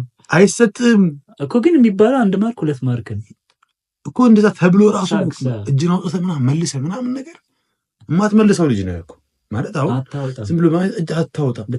ማርክ አለው ሲባል እጅን አውጥተህ መልሰህ ማርኩም አይጨመርም። ትጠይቃለህ። አንተ ባታውቀው ከጎን ያለው ልጅ ትጠይቃለህ። በስመ አብ። ከዛ በኋላ ሳል የሚያሳፍረኝ እኔ እያልክ በጣም ይቅርታ ቀጥለ ትዝ ብሎኝ ነው። ከዛ አንድ ጓደኛ አለች። አብዛኞቹ ሴቶች ናቸው ጎበዝ ተማሪዎች። በጊዜ ብዙ ጊዜ ሴቶች ነበሩ። አብዛኛውን ጊዜ በእኛ ገብተን ራሱ ነው ብዙ ትኩረት ሰጥተው እንትን የሚሉት ነገር ስለሆነ እንደኛም ብዙ ጊዜያቸውን ውጭ አያሳልፉም። ለዛም ነው መሰለኝ ግን ብዙ የሚያጋጥመኝ እኔም ሴት ተማሪ ጎበዛሉ እና 2 ነበሩ። ስማቸውን ያመጥቀስ ብዙም ስላልሆነ ብቻ ግን ቀነሰብኝና ልጅቷ አንደኛ ወጣች፣ እኔ 2ኛ ነገር ወጣሁኝ መሰለኝ። ከዛ እኮ ውጤት ምናምን ያውቃሉ ደግሞ ያኔ ትጠይቃለህ፣ ትደምራለህ፣ እነሱም ይነግሩሃል። ያኔ እንደዚህ ከባድ አልነበረም። ከዛ በዛ እንደዛ ምናምን ብሎ እንትን አለኝ። አለቀስኩ። ወላጅ አመጣው አባቴን ይዤ ሄድኩ። እንዴት ውጤቴን ይቀንሳል ምናምን ብዬ ውጤቴን ይዤ ሄድኩ። አባቴን ይዤ ሄድኩት ምናምን ለምን እንደዚህ ታደርጋለህ ምናምን ብሎ እኮ አለበት። አይደለም እንደዚህ አይነት ውጤት አምጥተህ ቤተሰቦቻችን ታውቃቸዋል። ጥሩ ውጤት ካለ ደግሞ በቃ መከበሪያ ነው። ትልቁ መጽናኛ እሱ ነው። የምር ከዱላም ትንሽ የሚያስተረፈ እሱ ነው። ከዛ እንደዛ ብዬ ይዤ ሄድኩ ምናምን አገናኟቸው ምናምን ለምን እንደዚህ ያደረግክ ምናምን ብሎ ሲጠይቀው አይ በጣም ረባሽ ነው፣ በብዙ ነገር ቀጣሁት፣ ሊማር አልቻለም። በስመ አብ ጉድ። ከዚህ በኋላ እኔ ዱላ ይኖረዋል ወይ ቀላል ይኖረዋል። እንደዛ በብዙ ነገር ቀጣሁት፣ ሊማር አልቻለም እና ጎበዝ ተማሪ ስለሆነ ግን በውጤት ስለቀጣሁት ይማራል ብዬ ነው አለ። ስታስበው በደንብ ሚዛን የሚደፋ ነገር ነው ነገርየው ለእነሱ ደግሞ በጣም። ከዛ በኋላ ሁሌ ነው የምወቀሰው። አንተ እኮ አላርፍ ብለህ እንደዚህ የምታደርግ ልጅ ነህ እኮ ትባላለህ። ከዛ በደንብ ተገርፌያለሁ። ከዛ በኋላ በጣም ሰላማዊ ተማሪ 5-6 ከዛ በኋላ ያሉትን ክፍሎች በቃ የዝምተኞች። ከዛ በኋላ ምናልባት የሱ ተጽዕኖ ይኑሮ አይኑሮ አላውቅም። በዚህ አጋጣሚ ምናልባት እሱ ከሆነ መምህር በጣም ማመሰግኑት ነው ማመሰግነህ። እሺ የማዝንበት ምትለኝ ነው። አይ ለምን አዝንበታለሁ? በሰዓቱ ነው ማዝንበት። ግን አሁን ለእኔ የምር ምክንያቱ እሱ ከነበረ ለመረጋጋት ትልቁን ድርሻ የሚወስደው እሱ ከሆነ በዚህ አጋጣሚ በጣም ነው አመሰግነው። ብቻ እንደዛ ሆኖ እሱ አለፈ። ከዛ በኋላ በቃ ጥሩ ተማሪ ነበርኩ እስከ 12ኛ ክፍል። በቃ ይሄ የደረጃው ተማሪ ከወል የሚወጣ የነበረው ምናምን ነበር። ከ11ኛ ክፍል ከሆነ ጊዜ በኋላ ግን ትምህርቱን አቆምኩት ነው የሚባለው። እሱም አቆመኝ፣ ተቷቷወኝ። በነገር ላይ ድሮ በጣም ቀለም የነበረው ተማሪ ሳስበው ወደፊት እውነቴን ነው በጣም ልጆች ስለማት ነው ጓደኞቼ ምናምን እና በቃ ማለት ከሆነ ሰዓት በኋላ ወይ ትምህርቱ ይሰለቻቸዋል ወይ ትምህርቱ ደግሞ ይሰለቻል አላውቅም። ወይ ደግሞ ይሄ በጣም እንዴት ነው አሁን እንዴት መሰለህ አሁን እስከ የሆነ ኤሌመንተሪ ድረስ ወይ እስከ 8ኛ ክፍል ድረስ ያለው ትምህርት ሲመስለኝ ክላስ ካዳመጥክ በቃ አለቀ። ምንም ይሄ የምታነበው ነገር አይመስለኝ ከሰቡ ከዛ በኋላ ያለው የሚነበብ ነው እና እኔ 10 ምናምን 11 አስታውሳለሁ። በጣም አይገባኝም። ለዛ ነው ትምህርቱ የሚወረው ምናምን ሌላ ቋንቋ ነው የምልህ። እንደው በቃ አስተማሪው እንደው ልስማ ብዬ ብሰማ ራሱ አይገባኝም። እጅን አውጥተህ ምናምን ለመጠየቅ ደግሞ ይሄ ጉርምስናውም አለ። አሁን አብዛኛው ሰው በቃ ጉርምስና ጀመረው የሚባለው ከሃይ ስኩል በኋላ 9 ያልጀመረው ሰው 10 ላይ ላይጀምረው አይችልም። በእኛ ጊዜ ሃይ ስኩል ነበር። በቃ 10 ላይ ላይጀምረው አይችልም። አብሶ ደግሞ ወንድ የሆነ 10 ላይ ላይጀምረው አይችልም። 10ን እንደው ባይጀምረው እርግጠኛ ነኝ የምነግርህ 10ን እንደው ባይጀምረው 10 ማትሪክ ተፈትኖ ከጨረሰ በኋላ 12 በደንብ ላይጀምረው አይችልም። ይሄ ምንድን ነው እንደውም ቃሉ አፈላ ነው የሚባለው ማለት እንዴት መሰለህ አሁን እንደው በእርግጥ በዚህ መሀል የሆኑ ሰዎች ላይኖሩ ይችላሉ። ማለት በቃ አርፈው ትምህርታቸውን በቃ በጎ ነገሮችን ያደርጉ የነበሩ ልጆች ላይኖሩ በቃ ይችላሉ። እንደዚህ ጥሩ ነገር ያደርጉ የነበር ግን አብዛኛው ሰው በቃ በሚባል ደረጃ ምናልባት 90% እንደቅድሙ ብንገባ በቃ እንዳልኩ 9ኛ ክፍል ያልጀመረ 10ኛ ክፍል ላይ የሆነ ነገር አለ። 10 እንደው አንገቱን ደፍቶ በቃ ትምህርቴን ብሎ ጥሩ ወይ ደግሞ እንዲህ በቃ ልሁን ብሎ ደግሞ የጨረሰ ማትሪክ የሚያልቀው የዛኔ ግንቦት ምናምን ነው። ግንቦት መጀመሪያ ወይ ግንቦት መጨረሻ ግማሽ ለማን ከዛ በኋላ የቀረችውን ክረምት ልጁ ሰው ሆኖ 11ኛ ክፍል አይገባም። በስተክል ብዙ ነገር ይቀየራል። በጣም ብዙ ነገር እኔ እንጃ ይቀየራል። የዛኔ ነው መሰለኝ የወንድነትና የሴትነት ራሱ የጨዋታው ሙሉ ነገር የሚለይ የሚመስለኝ በእውነት የዛኔ ነው መሰለኝ። በቃ ምክንያቱም አሁን ቅድም እናንተ መጀመሪያ እንዳወራ ነው የሴትም ጨዋታ የሆነ ወንዱ ጨዋታ የሚሆን ካየክ እና የሆነ ነገር አብሮ የሚቆም ሰው ካለ ራሱ አብረህ ትጫወታለህ፣ አብረህ ታወራለህ። አንድ ጨዋታ አንድ ነገር ትዝ አለኝ። 1ኛ ክፍል ስማርን 2ኛ ክፍል ስማር ትዝ ይለኛል። አሁን ባልከው በሴትና በወንድ እና በብዙ ጊዜ ከክፍለ ሀገር የመጣ ልጅ ነው እንጂ አዲስ አበባ ተምሮ አዲስ አበባ ያደገ ልጅ አብዛኛውን ጊዜ በእድሜ በትንሽ ጊዜ ነው የምትገባው ትምህርት ቤት። እኛ ኬጂ ተምረናል። ልዩነታችን ደግሞ እነሱ ኬጂ አልተማሩ አይነት የቄስ ትምህርት ቤት ነው አብዛኛው። ምናልባት እሱን ከተማሩ ነው እንጂ አብዛኞቹ ትልልቆች ናቸው። በነገር ላይ ቅድም ባወራ ነው ከሄድን የወንድና የሴትነትን ይሄ እኛ የገባንና አሁን ላይ ያለ ልጅ የሚገባው እኛ ተዚህ ይልሃል ስናስቸግር ሴት መሀል ሴቷን ወንድ መሀል ትቀመጣል። አታወራም። ተቀምጬ አውቃለሁ። በቃ እኮ አታወራም ማለት አታወራም። በቃ እንዴት ነው በጣም ምንድን ነው ክላስ ውስጥ ብዙ ጨዋ ሰው ሊኖር ይችላል፣ ግን እዚህ ወይ ሴት መሀል ወይ ወንድ ማለት እንደተቀመጠ ሰው ግን ጨዋ የለም። አታወራም። በጣም ረባሹ ልጅም እኮ ልትሆን ትችላለህ። አታወራም። ግን እኔ አሁን ላይ ትምህርት ገብቼ አላውቅም። ምናልባት ግን አሁን ላይ ያሉ ልጆች እንደዛ ቢያስቀምጣቸው እኔ የሚፈሩ አይመስለኝም። የማያወሩት እንደውም ወንድ ከወንዶች ሴት ከሴት ቢቀመጡ ነው የሚመስለኝ። በጣም ፈጣን ናቸው። በጣም ፈጣን ናቸው። እና እንደውም ሴትና እንዲህ ወንድ እንትን ካልክ እንደውም እኛ በደንብ በቃ ሴትን እንደዚህ አሁን በዚህ እንደው አጋጣሚ እንደ እውነት ከተነጋገርን አብዛኛው ሰው ምናልባት አብዛኛው ሊያዩ ይችላል። በእርግጥ ይህንን ግን እንዲህ ገርልፍሬንድ ምናምን እንደዚህ ቦይፍሬንድ ምናምን የጀመረው የዚህን ጊዜ ነው። 11ኛ ክፍል ነው። በጣም እንደው ከፈጠነ 10 እኛ ጊዜ ደግሞ በጣም ይሄ ፈጣን የሚባሉ ልጆች ደግሞ ለምን እንደሚያደርጉ እኔ እስከማውቀው ድረስ ዘፈን ምናምን እንደሚያዩት የውጭ ሀገር ዘፈን እና መከረኛ እንደ ፊልም ድሮ ቦምቤ ቤት ገብተህ ድሮ ነው። ግን በቃ 11ኛ 12ኛ ክፍል ከገባ በኋላ ግን ጀምር እንደው ወጥተህ ራስ ብታይ ዲኤስቲቪ ነው ኳስ ነው የምታየው እንጂ ቦምቤ ምናምን አትሄድም። ሲጀመር ያኔማ የዛኔ ጀምር ኦልሬዲ እኮ እና አብዛኛው ወንድም ሴትም ገርፍሬንድም ቦይፍሬንድም ምናምን እንደዚህ አለ ምናምን የሚባል ለብቻ ትምህርት ቤት በነፃነት ሄደክ ምናምን የምትመጣው ምናምን ሰዓት የማይታይበት ጊዜ የዛኔ የሚባለው 12 ሰዓት ነው። በዚህ ሰዓት ድረስ ትባላለህ 12 ሰዓት ግባ ነው። መጀመሪያ ግን ከትምህርት ቤት ወጥተክ ዳይሬክት ነው የምትገባው ወደ ቤት።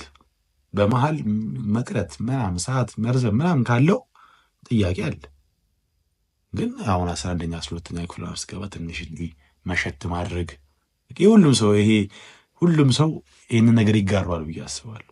የሆነ ትንሽ ማምሸት፣ ኳስ መጮትም ከሆነ መሸት አድርጎ መጮት ትንሽ በጣም አንድ ሰዓት እንደዚህ የዛኔ አሁን ለምሳሌ አሁን ልጆች እናያለን እንዴት ሲያደርጉ ልጆች ተማሪ ምናምን ሆነው ላይ ሆነው አንተ የለም በዛን ጊዜ እኔ አሁን አላውቅም የለም እንደዚህ ዴት ለማድረግ ገና በ9ኛ ክፍል 10ኛ ክፍል ማን ያደርጋል? ማንም አያደርግም እንደዚህ። ከዛ ደግሞ ይሄ አልባሌ ነገሮችን የሚጀምሩበት ይሁን የሚሞከርበት ነው። ምንድን ነው ኢቨን አሁን ሰፈር ውስጥ ዱርዬ የሚባሉ ሰዎች ይልኩሃል። ሲጋራ ምናምን እንደዚህ አንዳንድ ነገሮች ትላካለህ ምናምን እና በዚሁ አጋጣሚ እንግዲህ ሰው ካለ ይህንን ነገር የሚጋራው አንድ ነገር ላቸውት እኛ ሰፈር እናስታውሳለን እና እንዲህ ሲጋራ ምናምን ይልኩናል። ያው እኛ በጣም ጓደኞቻችን ሰፈር ውስጥ ድሮ ብዙ ነበሩና ትልልቆቹን ነው የምታየው አንተ ሲጀመር ኳስም ምናምን ያጮቱ ሲጀምር እነሱ ናቸው። እነሱ ካሉ ሜዳ ላይ ጠብቀህ ምናምን ነው የምትጫወተው እና የሆነ ሲጋራ ምናምን እናይ ነበር እና ኢቭን ሱቅ ምናምን አንዳንድ ሱቅ ምናምን ይከለክላል አልሸጥም ምናምን ሱቅ አለ አስታውሳለሁ። ሰፈር ውስጥ ጋዜጣ ለመጨስ ሞክረናል። ይህን የምልህ በስንት ዓመታችን መሰለህ? በ17 ዓመታችን ምናምን። አሁን ልጅ ኦልሬዲ ሲጋራን ለይቶ ያውቃል እና ዝም ብለህ አዲስ ዘመን ጋዜጣ ምናምን እንደዚህ ሪፖርተር ማጨስ አንድ ዝም ብለህ 3-4 ሰበር ዜና የጨረታ የስራ ማስታወቂያ ስንት የስራ ማስታወቂያ ጨረታ ምናምን በቃ አጭሳል። በጣም ብዙ ሰው እኛንም ጨምሮ ብዙ ሰው አድርጎት ያውቃል። ይህንን ሞክሯል፣ ከክፋት ግን አይደለም። ይህንን ሞክሯል ብዬ አስባለሁ እና ብዙ ሰው ትን ብሎታል ምናምን እና የደነገጥንበትም ቀን አለ። ትን የሚያስብል አይመስለንም ነበር ትልልቆቹ ሲያደርጉ ስላየን እና በዚህ አጋጣሚ ይህንን ላጋራችሁ ብዬ ነው። በጣም ከባድ ነበር። የጋዜጣው መጀመሪያ እኮ በደብተር ወረቀት ነው የጀመረው። እኛ በጋዜጣ ነው የመጀመሪያ ቀን ጋዜጣ ነው። ምክንያቱም ጋዜጣ ነው በቃ የምታገኘው። ደብተርን ቀደምን እንዴት ይሆናል? የደብተር ወረቀት አሁን እንደዚህ አልቆ ምናምን ደብተር መጨረሻ ላይ ትንሽ ከህዳጉ ላይ ወይ ከታችኛው ላይ እንትን ሳርጋ ታውቃለህ። መቼስ ትምህርት ከጨረስክ በኋላ እኔ ቤቱ ታናሽ ነኝ ብያለሁ። ባለፈውም እንዳልኳችሁ ታናሽ ነኝ እና ከአንድ ታች ያንን መጽሐፍ የሚጠቀሙ ሰው የለም። ካደግን በኋላ ነው ማለት አሁን እንዳልኩ የመፈንዳቱ እድሜ ከመጣ በኋላ ወረቀት ሰብስበን በኪሎ ሸጠናል። እኔ ባይሆን እሱ ጋር እና ገንዘቡ ብዙ ነገር ያደርግልሃል። አንተ በቃ ትልቅ ነገር ነው። እኛ ትራንስፖርት በ35 ሳንቲም ሄጃለሁ። ብታምኑ 25 ሳንቲም ነበር ትዝ ይለኛል። በ35 ሳንቲም ትራንስፖርት ሄጃለሁ። ዳቦ ስሙኒ የቸራለው የትልቁ ክቡ ዳቦ ስሙኒ ነበረ። በጣም በነገር ላይ አሁን ነው ባለ አንድ ብር ዳቦ። ይህንን ሳወራ ነው እድሜያችን ይበልጥ እንደሄድ ያወቅሁት። በጣም በእውነት በቃ እንዴት ነው አሁን ትዝ ይልሃል? ዳቦ 1 ብር ገባ ሲባል ከ20 ነው ምናምን ገባ ሲባል ውድ ነው ተብሎ ስንት ይተባላል? በሰዓቱ እኮ ግን የ1 ብር ዳቦ ነበር፣ ግን ትልቅ ነው እሱ። ለቡና ቁርስ ወይ ደግሞ ለሆነ ብር ማለት በቃ እንደው ሰፈር ውስጥ አለ ሀብታም ልጅ እና ይሄ ጠዋት ወደ ትምህርት ቤት ሲሄድ መንገድ ላይ ገና በቃ ቸኩሎ ሲወጣ እንቁላል ሳንዱች ምናምን ይዞ የሚወጣው ልጅ ተደርጎለት በቃ ይሄ የሀብታሙ ልጅ እና እሱ አሁን የ25 ሳንቲም ዳቦ እንደዛ የሚጎረርበት የነበረው በሰዓት እኮ በጣም በጣም ትልቅ ነው። በቃ በጣም ትልቅ ነው። ያንን ሽልጦ በልታ ሽልጦ መንገድ ላይ ይሸጥ ነበር። በደንብ ይሸጥ ነበር። ዳንቴል ተሸፍኖ ጋሌጣ ብስኩት፣ ትኩሱ ጋሌጣ ቸራሊያ ደግሞ ዝሆን እሱ እኮ ለልደት አንተ በጣም የሀብታሙን ነው ለልደት ስጦታ ነው እሱ። የለም እኮ በቃ እንዴ አንተ አወለድ ከገዛህ እኮ ሰፈር ውስጥ ዝም ብለህ ሳምንት ምናምን ኳስ አንደኛ ገቢ ነህ ሁልጊዜ። እሱ ከኔ ጋር ነው የምትባለው። በቃ ሁሌ ከኛ ጋር ትገባለህ የምትለው ልጅ ነው አወለድ ቸራሊያ ምናምን የገዛው ልጅ። የለም እንደዚህ የለም። እሱ የለም ሲጀመር ያኔ እንዴ ለልደት በስጦታ ወረቀት ይጠቀለልልሃል። እሱን ያመጣ ሰው ሲጀመር ለቤተሰብህ ራሱ በጣም ወዳጅ ቅርብም ነው። በቃ ልጁ ራሱ የሚወደው ከዘመዶቹ እሱን ነው እንዴ። ትቀልድ አያልቅም ደግሞ ብስኩቱ። በዚህ አጋጣሚ እንዲሁም ስለ ብር ካወራን እናስታውሳለን። እንግዲህ ጓደኞችንም አሁን ድጋሜ ሰፈር የነበሩ ልጆች ባዋራቸው ቡሄ ለአዲስ ዓመት እና ለመስቀል ይሄ ጭፈራ አለ። ያቺ ጭፈራ ጊዜ በቃ እንዴት ነው ገንዘብ ይሰጣል። ማታ ነው፣ በማታ ሱቅ አትሄድ። ያ ቀን ነግቶ ያንን ገንዘብ አውጥተህ እስክገዛበት ድረስ ያለው ምሽት እንደሱ ረጅም ምሽት የለም። እውነቴን ነው። ምን ገዝተህበታል? ግን ደግሞ ገንዘብ እኮ 10 ብር ከተሰጠህ እኮ በቃ ማለት ትካፈለዋለህ። 10 ብር ትካፈለዋለህ። ሴትዮዋ ዳንቴዋን ሰርታ አጨርስም 10 ብር ያለችው አንተ ትካፈለዋለህ እንዴ። በጣም በቃ ብዙ ብር ደግሞ ብዙ ጊዜ ክረምት ላይ ነው የሚሆነው። ለቤተሰብ መግዣ ይሆናል ተብሎ ቤተሰብ አንዳንድ ጊዜ ይቀበላል። እና ነገርኩህ እኮ ጠዋት በቃ ቤተሰብ ወይ ቤተክርስቲያን ወይ እንደዚህ የሆነ ቦታ እንደው ባይሄዱ ራሱ አንተ ሲነጋ ያቺ ፀሐይ ስትወጣ ሄደክ ማጥፋት አለብህ። ያንገት አያስቀምጥም። እጄ ላይ ከተገኘ እሺ ከባድ ሰላምንም ይነሳል እንጂ ብሩ ራሱ ሀብታም ለዚህ ነው በነገር ላይ እንቅልፍ የሚያጣው በእውነት። ምክንያቱም በቃ እንዴት ብዬ ልንገርህ አታገኘውም። ያለ ምናልባት በአመት ውስጥ ያንን ብር በዛ ልክ ብዛት የምታገኘው በአመት 3 ነው። ቢበዛ ለበዓል ነው ቢሰጥህ። እሱንም ቤተሰብ ከሆነ የሚሰጥህ ብዙ አይሰጥህም። ነገር መግዣ ተብሎ ሱቅ ተልከህ መልሱን ትመልሳለህ ማለት በቃ መልሱን አንተ ጋር አይቀመጥም። የዛን ያክል ነው ብርና ብር የማግኘት እድል በጣም ትንሽ ነው። ትምህርት ቤት የምትማረው በእግር የሚኬድ መንገድ አዎ ቅርብ ነው። ብዙ ጊዜ ሩቅም ቢሆን ትራንስፖርት ያን ያህል አይደለም። ትራንስፖርት ራሱ ብትጠቀም ራሱ የሚሰጥ ብር ከትራንስፖርት አይዘልም። በቃ እንደዚህ ትርፍ ምናምን መች ይሰጣል? ግማሹ በካል አይደል? እንደዚህ የለም። እንደዚህ ብር አይሰጥም። ማን ጀመር ብራታ ስለምዱ ይበላሻል ይባላል። በቃ እንደዚህ ከነጥቅሱ ነው እንደዚህ ጥቅስ እየነገሩ በቃና ይሄ እንዴት ነው ይሄ ከመፈንዳቱ በፊት ያለው እንትን ጊዜ በጣም በቃ እያንዳንዷ ጊዜ በጣም አንገብጋቢ ጊዜ ናት። ቅድም ይናፍቀኛል ያልኩ ከዛም አንጻር አሁን ላይ በጣም አብዛኛው ነገር የሩጫ ነው ብዬ አስባለሁ። ጊዜው ደግሞ ለምን እንደሆነ አላውቅም እንጃ። እኔ አሁን የድሮ አሁን አባቶቻችን ምናምን እንደዚህ በእኛ ልክ ስለ በቃ ቶሎ ራስን መቻል ቶሎ የሆነ መለወጥን ምናምን እንደዚህ ይህን ያስባሉ ብዬ አላምንም። እንትን ነው ይመስለኛል ያኔ ገንዘቡን ማግኘት በጣም እንትን ነው፣ ግን ገንዘቡ ሲገኝ በጣም ብዙ ነገር ያደርጋል። ምናልባት እንደዚህ በደንብ ብዙ ነገር ያደርጋል እንዴ። አሁን ላይ ቅድም እንዳልኩ ርዕሳችን ጥያቄ እንዳልወጣብህ ነው እንጂ ያሉት ነገሮች እንዴት ነው ሩጫ ነው። ስራ ለማግኘት ሩጫ ነው። ስራ ስታገኝ ስራህን ለመጨረስ ሩጫ ነው። ስራህን ስትጨርስ ገንዘቡን ያው እንዲያስገቡልህ የግል ስራም ቢሆን አሁን በእርግጥ ደሞዝም በጊዜው አይገባም። በቃ ደሞዙ አንተ አይመስልም። ብቻ ግን ገንዘቡ እስኪገባ ደግሞ መከራ ነው፣ ሩጫ ነው። ገንዘቡ ደግሞ ሲመጣ ደግሞ ይሁን ሁሉ የጠበቅከው ቀን አሮጠም ነው የሚያስበል እልቅ ነው የሚለው በአንዴ። የሆነ ልጅ የሆነ ጊዜ ሰምቼ ነበር 200 ብር አሁን ከመጣ በኋላ 200 ብሩን ገና ስትመነዘረው 100ን በቃ አይን እያየ እጅ ላይ ይሞታል። እውነቱን በቃ 200 ነው ዘርዝራት ለቡና ብለህ አሁን መንገድ ላይ ማለት በ25 ብር 30 ብር አሁን ዘርዝረው 170 የለም እዛው ጋር የለም በረከት የለውም በቃ። እና ግን የአሁን ህይወት እኔ እውነቴን ነው የምለው አሁን በቃ የድሮ የሆነ የሚያስናፍቅ እንዴ። ድሮ ቀኑም ረጅም ነው፣ ቀኑም ለዛ አለው ምናምን። የአሁኑ በቃ ሩጫ ነው። እና ደግሞ በቃ የሆነ ሳስበው እንደ ትውልድ በቃ አሁን የኛ ትውልድ የሚባል አይነት ነገር አለ አይደለ? እንደዛ ነው በቃ ሁሉም ሰው ላይ ያለ ነው ይመስለኝ።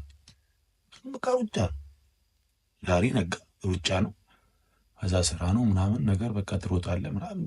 ለራስህ ምናምን ህይወት የለ የሆነ ላጣጥመው የምትለው ጊዜ ትንሽ ነው። ከጓደኞቼ ጋር ጊዜ እናሳልፍ ምናምን ብትል በቃ ያችን ምሽት ነው። ነገ ሁሉም ሰው ወደ ስራው ምናምን ወደ ሩጫው ነው። ከባድ ነው እንጂ እንደዛ አድርገህም ራሱ እኮ ማሸነፍ ከባድ ሆኗል።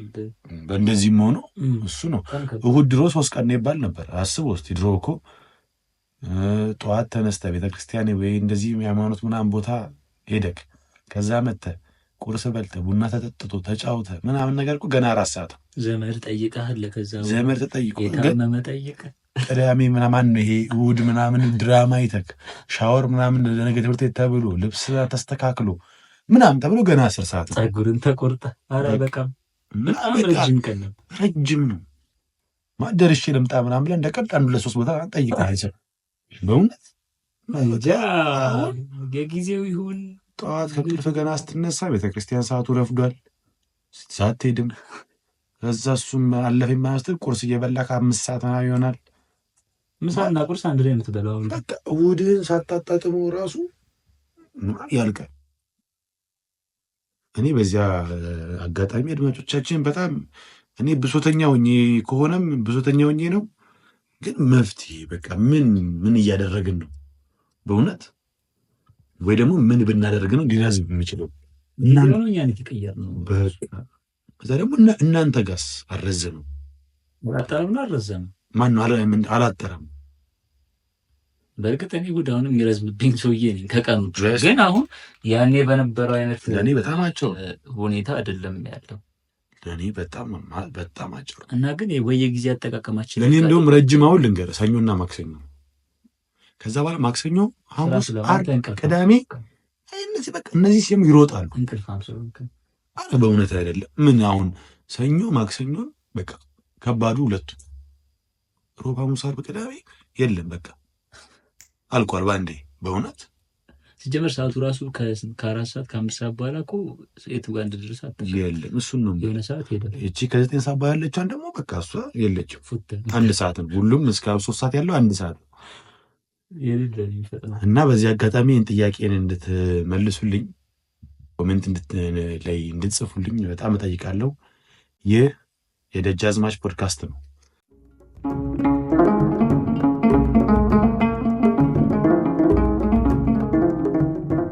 የሚናገር ይሰማል፣ የማይናገር ግን ይረሳል። ካለመናገር ደጃዝማችነት ይቀራል። ይህ ነው ደጃዝማች፣ እውነታዎቻችንን በግልጽ የምናወራበት ቦታ። እና አሁን ወደ ቀጣዩ ከመሄዳችን በፊት ግን ካለ እሺ ዛሬ በጣም ይዛኛል። እሺ ከመሄዳችን በፊት ያው አሁን ላይ በጣም ቀላል ነገር አሁን በዚህ እድሜ ያሉ ልጆች ላይ ቀላል ነገር ነበር። በትምህርት ቤት ቆይታ ምናልባት ዩኒቨርሲቲም ሊሆን ይችላል፣ ኤሌመንተሪም፣ ሃይ ስኩል፣ ፕሪፓራቶሪም እያለ ክራሽ ነበረ። በደንብ ትርጉም አይገባኝም ነገሩ፣ ግን ክራሽ ነበረ። ክራሽ ሳስቦ እያደግ ስትመጣ ክራሽ ያድጋል። እንዴት መሰለህ የሆነ በቃ ያው እንግዲህ እቺ ልጅ በቃ ትመቸኛለች፣ ወዳታለሁ ወይ ደግሞ በቃ ምንድነው እንደ ቃሉ ክራሽ አይቺ ልጅ ክራሽ ናት ምናምን እንድትል የሚያደርግ ነገር እንዳለህበት ጊዜ ነው። እንዴት ካልከኝ ድሮ 2 አይነት መንገድ ነው ክራሽ ሊኖር የሚችል። ወይ በቃ ይሄ የማይገመተው አለ በቃ የማይሆነው ሰው፣ ወይ ደግሞ እንዲሁ ቅርብ ሰዎች ናቸው ምናምን በቃ እቺ ልጅ እንዲህ ባዋራት ምናምን የምትለው ይሄ የኔ እንግዲህ ልክ እንግዲህ ክራሽም የግል ስለሆነ ነው የግል አስተያየት ነው። እና ምናልባት ብዙ ሰው ሪሌት ሊያደርገው ይችላል። ግን እኔ እንደማስበው ይሆን እያደግ ስትሄድ አብረህ በቃ እያደግ የምታስኬደው ነገር ነው።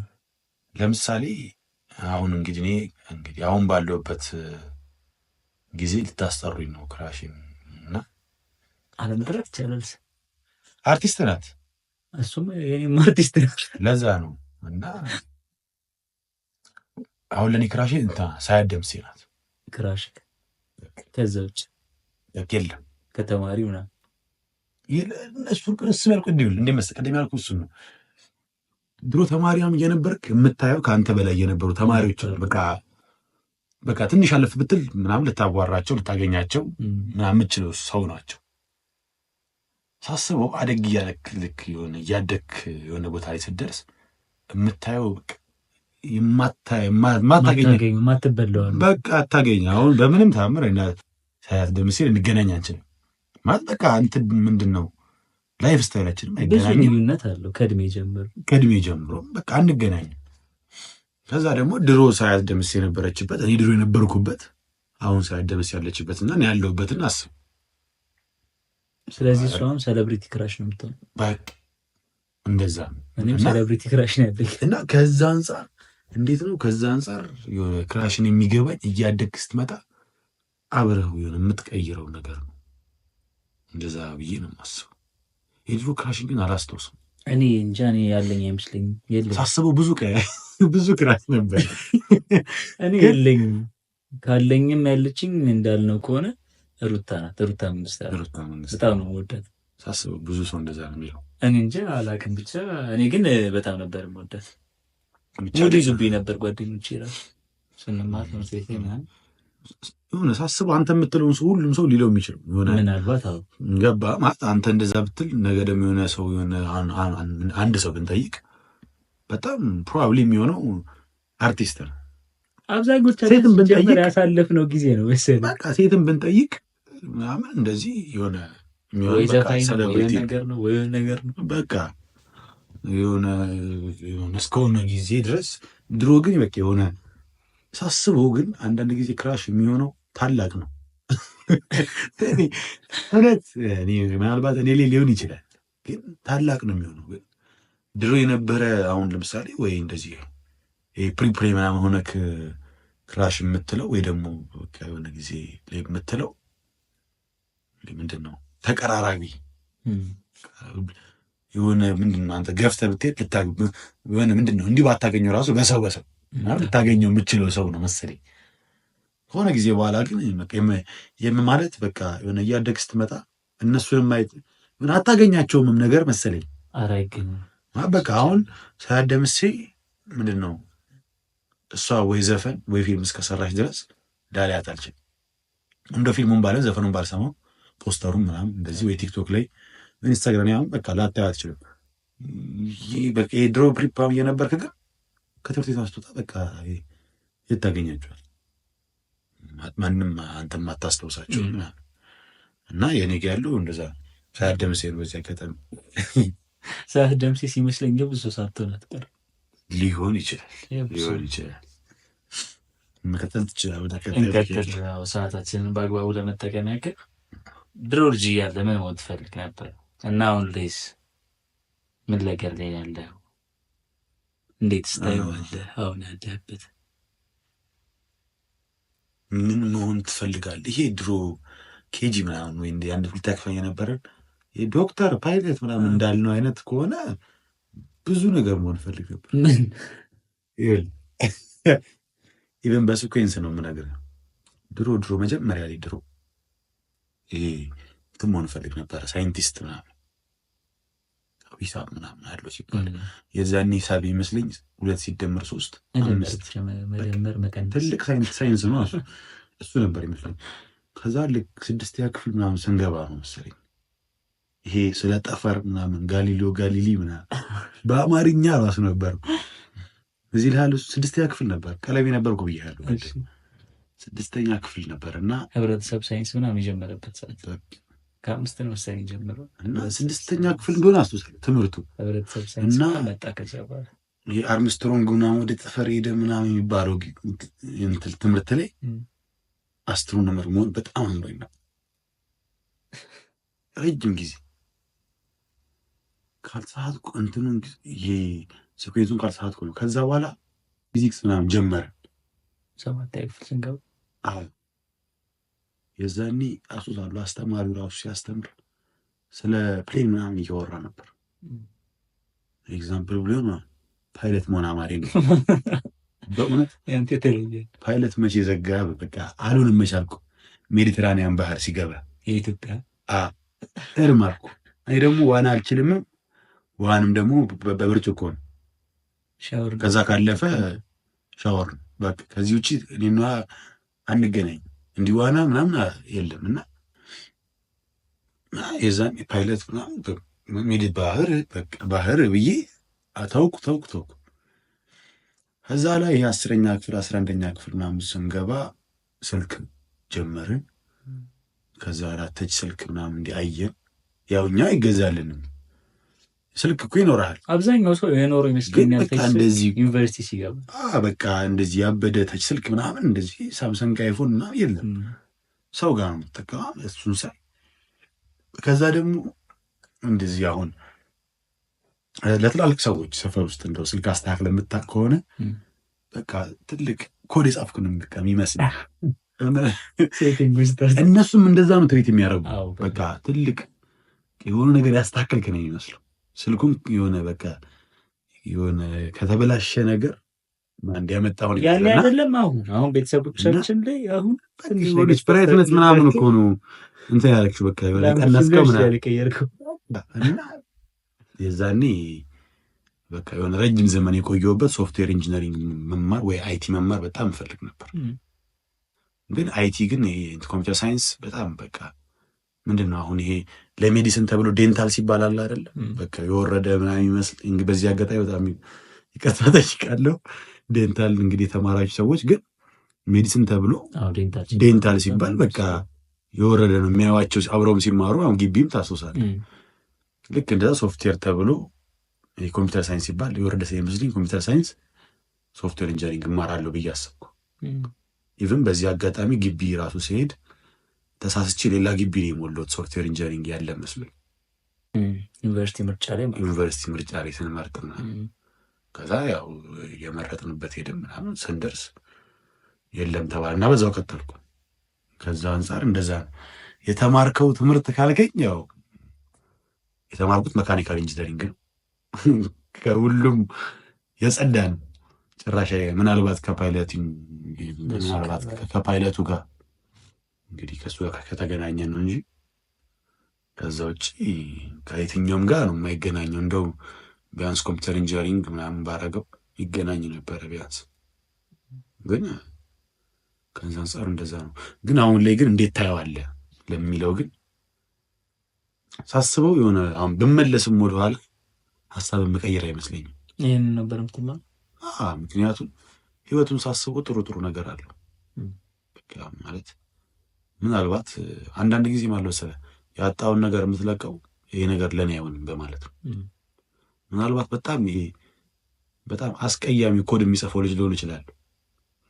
በቃ የሆነ የማልችለው የሚሰለቸኝ ወይ ደግሞ በቃ የሚጠፋብኝ ምናምን አይነት ነገር እንደዚህ አይነት ሰው ሊሆን ይችላል። ስለዚህ አሁን ላይ እንዴት ታስበዋለህ ወይ ደግሞ የሆነ እንዴት ታየዋለህ ብትለኝ በእውነቱ ምናልባት እንዴት አለ መሰለህ አሁን ግቢ ስንማር አንዳንድ ዲፓርትመንቶች አሉ ግቢ ላይ በጣም የተሰደቡ ወጥተው ግን ስራ ያገኙ አሉ።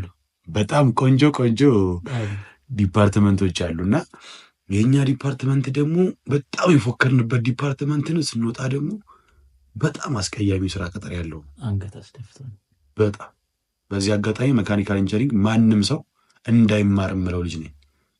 በእውነት እኔ በጣም ይቅርታ አድርጉልኝ። የትምህርት ስርዓቱም አይሆንም እኛ ሀገር ላይም አይሆንም። እኔ እንግዲህ እንትናችን ፖድካስታችንም ደጃዝማች ነው የመጣበትም ካለመናገር ደጃዝማችነት ይቀራል በሚለው ነው እኔ እናገራለሁ። በእውነት መካኒካል ኢንጂነሪንግ በጭራሽ ሰው መማር የሌለበት ዲፓርትመንት። ከምን አንጻር በጣም ጥሩ። አንደኛ መካኒካል ኢንጂነሪንግ ተብሎ አንድ ሰው ወጥቶ በጣም ጥሩ ጭንቅላት ቢኖረው በጣም ጂኒየስ ቢሆን ብዙ ነገር ይሰራል የተባለ ሰው ወጥቶ ሊሰራ የሚችለው ማክሲመም እንትን በዜሮ ኤክስፔሪየንስ መካኒክ ነው የሚሆነው። እኔ ለምሳሌ 10ኛ ክፍል ትምህርት አቁሜ ያው በቀደመው ስርዓት ማለት ነው ትምህርት ስርዓት 10ኛ ክፍል አቁሜ አውቶ መካኒክ ተምሬ በወጣ ኢንጂነሪንግ ካምፓስ ገብቶ መካኒካል ተምሮ የወጣው ተማሪ ሰቅሎ ለምን 4 አያመጣም ሲጨርስ ጂፒዩ ከሱ በጣም እበልጣለሁ። ቺፍ መካኒክ በጣም ከሱ አንፃር ላስተምረው ይችላል። አስቀምጬ ታስተምረዋል ብማር ኖሮ። ስለዚህ ከዚህ አንፃር አንድ ሰው ያቃጠለውን 5 ዓመት ያየውን የእኛ ሀገር ግቢ ደግሞ በጣም እንግዲህ ግቢ ገብቶ የወጣ ሰው በሙሉ ያውቃል። ኢቨን ግቢ ገብቶ አቋርጦ የወጣ ሰው በሙሉ ያውቃል። ብዙ ጊዜ መቆየት አይጠበቅብን። አንድ ሴሚስተር በቂ ነው ለግቢ ማለት አይሆንም። ስለዚህ ቢያንስ የምትማረው መማር የፈለግከው መካኒክሱን ከሆነ ወጣና ቴክኒክና የሚያተማ በቃ አለቀ። ከዛ ላይ የሆነ ቀን ላይ ያው እንግዲህ እኛ ሀገር ከዝምድናው ባለፈ እድልህም ይወስነዋል ስራ ለማግኘት በቃ እድልህም። ምክንያቱም ቀጣሪና ባለፈው ጋባዥ ልክ ነው ብለናል። ካልተመቸ አልተመቸኝም ምናምን የሚልበት ጊዜ ላይ አውጥተው ቁጥር ወይ እንደዚህ ምናምን እንደዚህ ወጥቶ ቫካንሲ ምናምን ማንም ሰው የማይጠራበት ሀገር ነው። ምክንያቱም የሚወጣው ለፎርማሊቲ ነው። ኢንጂነሪንግ የሚገባውን ተማሪ ይሄን ያህል ሆኗል መሰለኝና በእርግጥ በእኛ ጊዜ በምደባ ነው ፈልገን ምናምን አይደለም አብዛኛው ተማሪ ገባው የገባውም ያን ያህል ደግሞ እኮ የሚያበሳጨኝ አንዱ ደግሞ እኮ እሱ ማለት እኔስ እንደውም ሞልቼ ነው መካኒካልን የገባሁት። እኔስ መደባውን ስንመደብ ኢንጂነሪንግ ነው ግን መድቦ ነው የምትገባው። እንደ የፈለግነውን ዲፓርትመንት ራሱ በመረጥም አልተማር ማለት በጣም በቃ እንዴት ነው እኔ በጣም እንግዲህ አሁን ላማረርባቸው ነው አድማጮቻችን እና ይቅርታ አድርጊልኝ። አንተም ትቀጥላለህ እሰጥሃለሁ እድሉን። ግን በቃ አንድ ሰው መካኒካል ኢንጂነሪንግ ተምሮ ሰው አይሆንም እዚህ ሀገር። በቃ እኔ በግልጽ ነው እንደው ወይ አባታችሁ ወይ አጎታችሁ የሆነ ካምፓኒ ኖሮት የሆነ እንዲ ትሬኒንግ እየሰጠ ማናጀር ካላደረጋቸው በስተቀር በጣም ሬር ነው እድሉ በጣም ጠባብ። ከዛ ደግሞ ሴት ደግሞ ሆነ ደግሞ ጭራሽ የማይሆን ዲፓርትመንት ነው። እኛ ጋር ነው የተማሩ ሴቶች ነበሩ ጥቂት ተማሪዎች ሴት ተማሪዎች እነዛ ጥቂት ያልካቸውን በ40 ምናምን ዩኒቨርሲቲ አብዛው ስንት እንደሚሆኑ ያው ሁሉ እንግዲህ የባከነ ማለት ነው በቃ። ከዛ ደግሞ ተቀጥረህ ደግሞ ሲጀምር ቅጥር ያው ቅጥር ነው ከነስሙ እንትናም ጮባ ብሏል። ምኑ መራራ ነው ፍሬው መራራ ነው ምኑ መራራ ነው። በእውነት እንደዛ ነው። እንደው ከዛ ራሱ አልፈን ራሱ እንደው ታድጋለህ ብለን ተስፋ እንዳናደርግ አታድግም። በቃ እኔ ብዙ ድርጅት ስላየው ነው እንደዚህ እርግጠኛ ነኝ የምናገረውና እንግዲህ ይህንን ፖድካስት እድላችሁ ሆኖ ከመምረጣችሁ በፊት እየሰማችሁ ያላችሁ አድማጮቻችን ካላችሁ አደራ በእኔ ሆንባችሁ መካኒካል ኢንጂነሪንግ እንዳትገቡ። መካኒካል እንደመሆኑ ብቻ ሳይሆን ማለት ከምን አንጻር መሰለህ እድል ነው። እኛ አስተውሳለሁ፣ አንተም ታስተውሳለህ። ሲቪል እንዴት አብዛኛው ተማሪ የተቀጠረው ሲቪል ከኛ ባች በፊት የነበሩት ባቾች ግን አብዛኞቹ ሲቪል ስራ የለውም ተብለናል። ከዛ ደግሞ ልነግርህ ከዛ እሱ ብቻ አይደለም ደግሞ የሲቪል እድገቱት ቆንጆ ነው። አንዴ ካገኘ በቃ ጥሩ እድገት አለው። በደንብ ተጠቆሳል። መካኒክ አታድግም፣ የኔ አባት አታድግም። በቃ እንዴት ነው እድሜ ብቻ ነው የሚያድገው። ትዝ ይለኛል አንድ ጓደኛ ምንም አላድግም ጀምሮ ነበር፣ አንተም ታውቀዋለህ። እና እሱ እንግዲህ ገና በመጀመሪያው እንትን ነው በ0 ዓመት ልምድ ነው የገባው እና የተወሰነ ነገር የምታውቀው ነገር አለ። ያው አብዛኛውን ነገር ዩኒቨርሲቲ ላይ ከባዱ ነገር የምንማረው ቲዮሪ ነው። ፕራክቲሱን በጣም ነው እየተባልክ ነው የምትማረው። ምናልባት አንተ እንደው ጎበዙ ተማሪ ሆነ አፓረንት ስላይድ ይገለጥልሃል። በቃ እንደዛ ነው አለቀ። ምንም እንትን ብለህ ነው ምናልባት በጣም ጎበዝ ከሆንክ ቲቶር አይተህ ቪዲዮዎችን አይተህ ምናምን እንደው በራስ ጥረት ካልተማርክ በስተቀር ብዙ ነገር ከባድ ነውና እሱ እየነገረ የስንት ዓመት ልምድ ነው በቃ በጣም ትልቅ ይሄ መካኒኮች ምናምን ያሉበት መስሪያ ቤት የሰራው ሰውዬ ሲገባ ከዚህ ልጅ ደሞዝ ይሄ ነው የሚባል ልዩነት እንኳን የለውም። ሌላውን ትተህ እንግዲህ 10 ምናምን ዓመት የመካኒክነት ልምድ ደግሞ አስበው። ከዛ ደግሞ እሱ ደግሞ አይደለም ይኸውልህ እኛ ሀገር አንድ መካኒካል ኢንጂነር የተማረ ሰው እሳቤውን ነው የምነግርህ ሊሆን የሚችለው መካኒክ ብቻ ነው። በቃ አለቀ።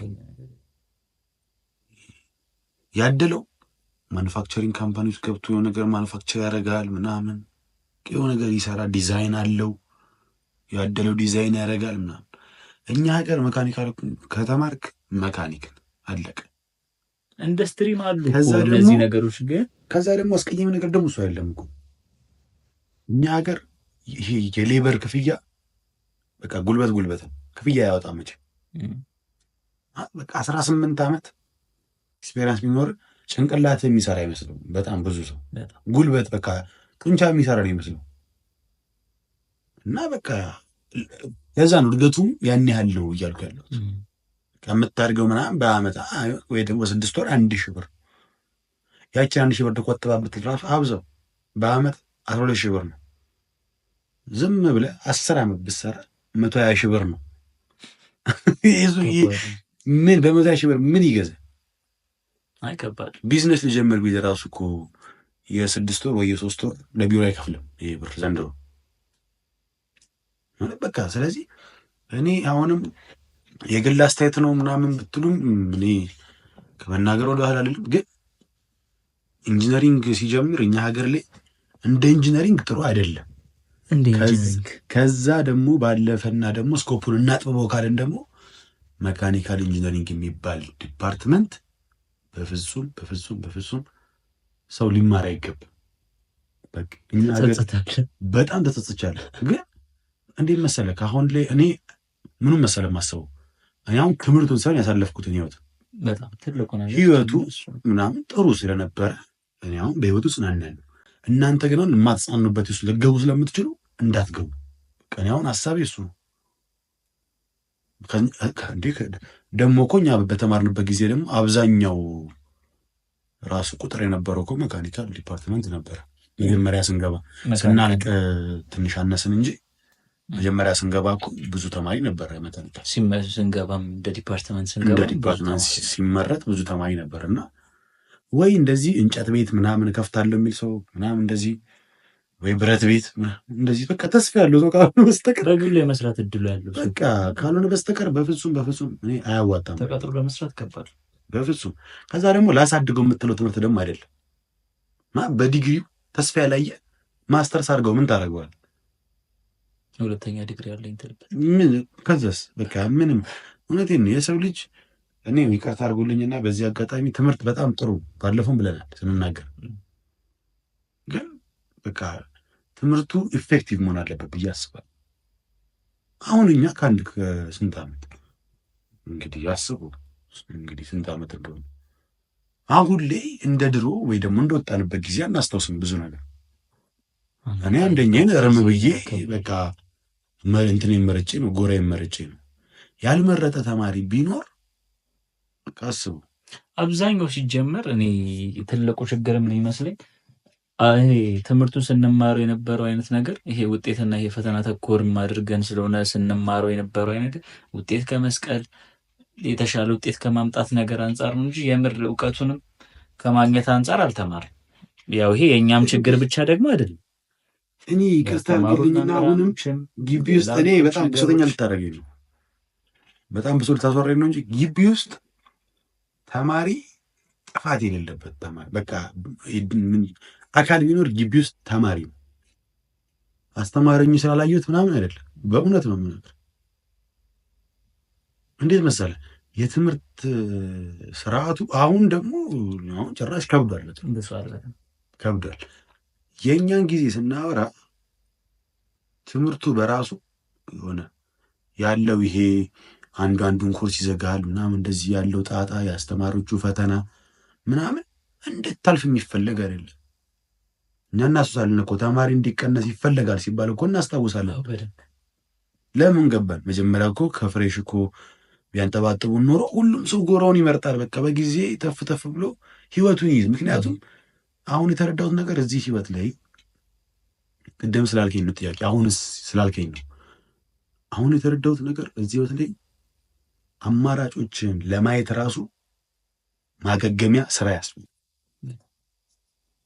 አማራጭ በቃ አሁን ለምሳሌ እከሌ ተነስቶ ይህንን ቦታ ልምረጥ፣ ጎሬን ልምረጥ፣ ቢዝነስ ልጀምር አልጀምር፣ ልቀጠር አልቀጠር፣ ልሸከም አልሸከምም ይሁን ያንን በሚያስብበት ሰዓት ግን የሆነ ገቢ ያስፈልጋል። በቃ አለቀ። ያለ ገቢ ማንም አይንቀሳቀስም። ዛሬ ትራንስፖርት እንደ ክፍለ ሀገር መንገድ 50 ብር 20 ብር ምናምን ነው 30 ብር ምናምን ነው የሚካሄደው። እኛ ግቢ የነበርን እኮ በ50 ብር በ40 ብር እኮ ይልናል። ታስቡ እንግዲህ ብዙ ሰው ያውቃል። ስለዚህ በቃ ምልል ነው ያንን ለማሰብ ራሱ ማገገሚያ መሀል ላይ የሆነ ገንዘብ ያስፈልጋል። ገንዘቡ ደግሞ ይሰጣል። በቃ ግዴታ እንትን ማለት አለብን። ከዛ ደግሞ ካለው ደግሞ የሀገሪቷ ሲቹዌሽን ጋር ደግሞ ስታወዳደር ደግሞ ብዙ ክፍለ ሀገሮች ላይ አሁን ላይ ስራ የለም። ይሄ ደግሞ ያገሪቷ ነገር ያ ሁሉ ደግሞ እንትን ወደ አንድ ቦታ የመሰብሰብ እድሉ ከፍተኛ። ወደ አንድ ቦታ ሲሰበሰብ ደግሞ ኮምፒቲሽኑ በዛው ልክ ነው።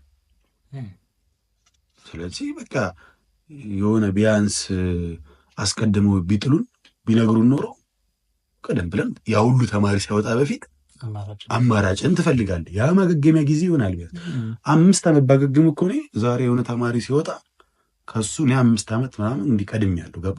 ብዙ ነገር ይኖራል። ብዙ ነገር ኤክስፔሪንሱ ራሱ እንዴ በምን ይተካል? ግን በቃ ትምህርቱ የሚሰጥ ሲምር እንዳይገባ ተደርጎ የሚሰጥ እንደው ልረዳ ብትል አይገባህም። እውነቴን ነው የምነግርህ።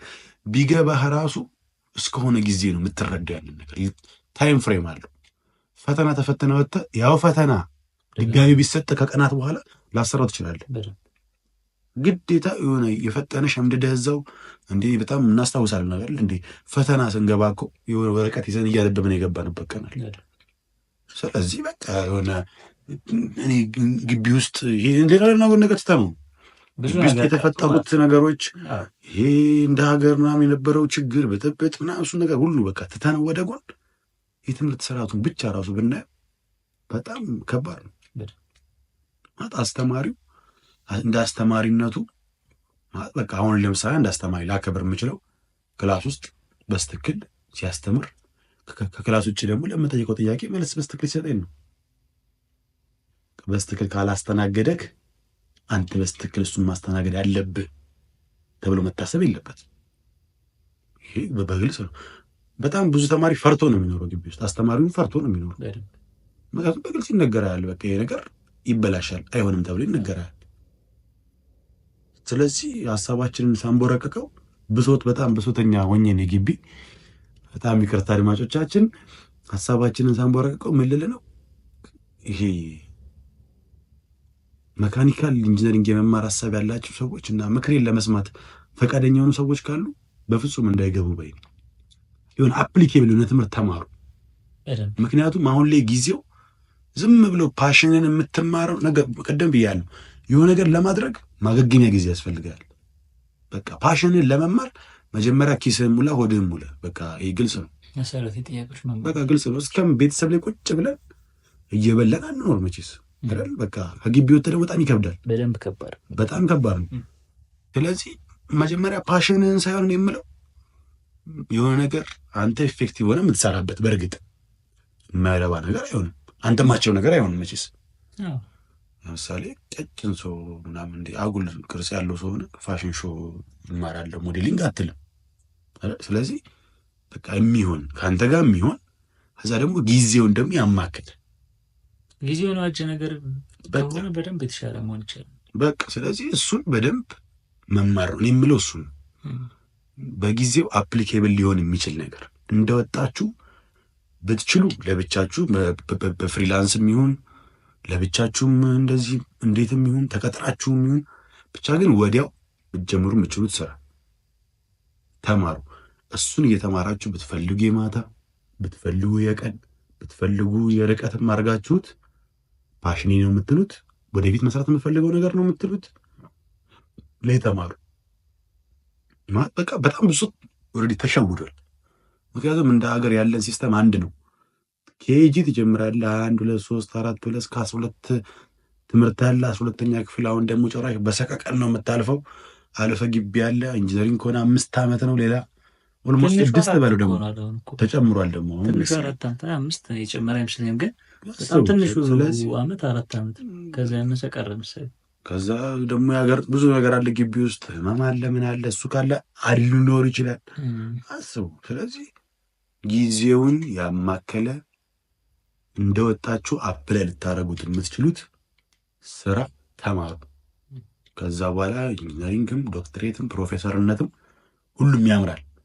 ምንም ሳይኖረ ግን ፕሮፌሰር አለኝ አይባልም። በቃ ይሄ አሁን ደግሞ ጊዜው ደግሞ በጣም እንደዛ የሚታየው ስራ ሄደህ ራሱ ለመስተናገድ ብዙ ነገር ያስፈልግሃል ዘንድሮ። አሁን እንዲህ የማንለው ነገር ብዙ ነገር አለ። ስለዚህ ግዴታ እንደዛ ነው። ግን የኔን ግን ለጠየቀኝ ግን ባጭሩ በጣም ይቅርታ ጠይቃለሁ። አሁንም በጣም አርዝሜዋለሁ። እንትን ነው ምን ባለፈው ነገር አሁን እንዲህ ባላደረገው ፓይለት ምናምን እንዲህ አስቤ አልልም። ምክንያቱም ህይወቱን ወደዋለሁ። አሁን ላለሁበት የኑሮ ደረጃ አስተሳሰብ መካኒካል ኢንጂነሪንግ ሆኜ ማለፌ ትልቅ ነገር አለው። ምክንያቱም እዛ ያወቅኳቸው ብዙ ነገሮች ስላሉ እንደዛ ነው። ግን አሁን ላይ ምን ትላለህ ደግሞ ለሚለው ደግሞ ኦልሬዲ አሁን ለመጪው ትውልድ ተናግሬያለሁ። እንግዲህ አስተማሪ ሆኖ እንግዲህ ይህንንም የሰማ ካለ ደግሞ አሁን ለመጪው ትውልድ ቢያንስ ቁጭ ብሎ ያዳምጣቸዋል፣ ይሰማቸዋል ብዬ አስባለሁ። በጣም ከጥፋት አድርጋቸዋለሁ እያልክ እኔ ካለመናገር ደጃዝማችነት ይቀራል የሚለውን የፖድካስታችንን ዋነኛ ዓላማ ወይም መፈክር እሱ ላይ እንግዲህ ተመርኩዤ ሀሳቤን እንግዲህ ገልጫለሁ። መልካም። ያንተን ግን ንገረኝ። ያንተን ንገረኝ። በጣም ረጅም ሰዓት አውርቻለሁ። የተለየ ብዙ ነገር የለውም። ግን እኔ እንዳንተ በየጊዜው የተከፋፈለ አይነት እንትን አልነበረኝ እውነት ለመናገር። ምናልባት ግን በጣም ረጅም ጊዜ ግቢ እስክገባ ድረስ ከገባውም በኋላ ነበር መሰለኝ የተወሰነ ጊዜ ድረስ የረጅም ጊዜ ህልሜ ዶክተር መሆን ነበር። የሕክምና ዶክተር ነው? አረ የለም። አይ የማዕረጉን የጠቅላይ ሚኒስትር ማዕረግ ከምርህ ነው? የማዕረጉን ሜዲሲን መማር ማለት ነው። በቃ ሜዲሲን ተምሬ እኔ ዶክተር መሆን በጣም የረጅም ጊዜ እድሜ ነበር።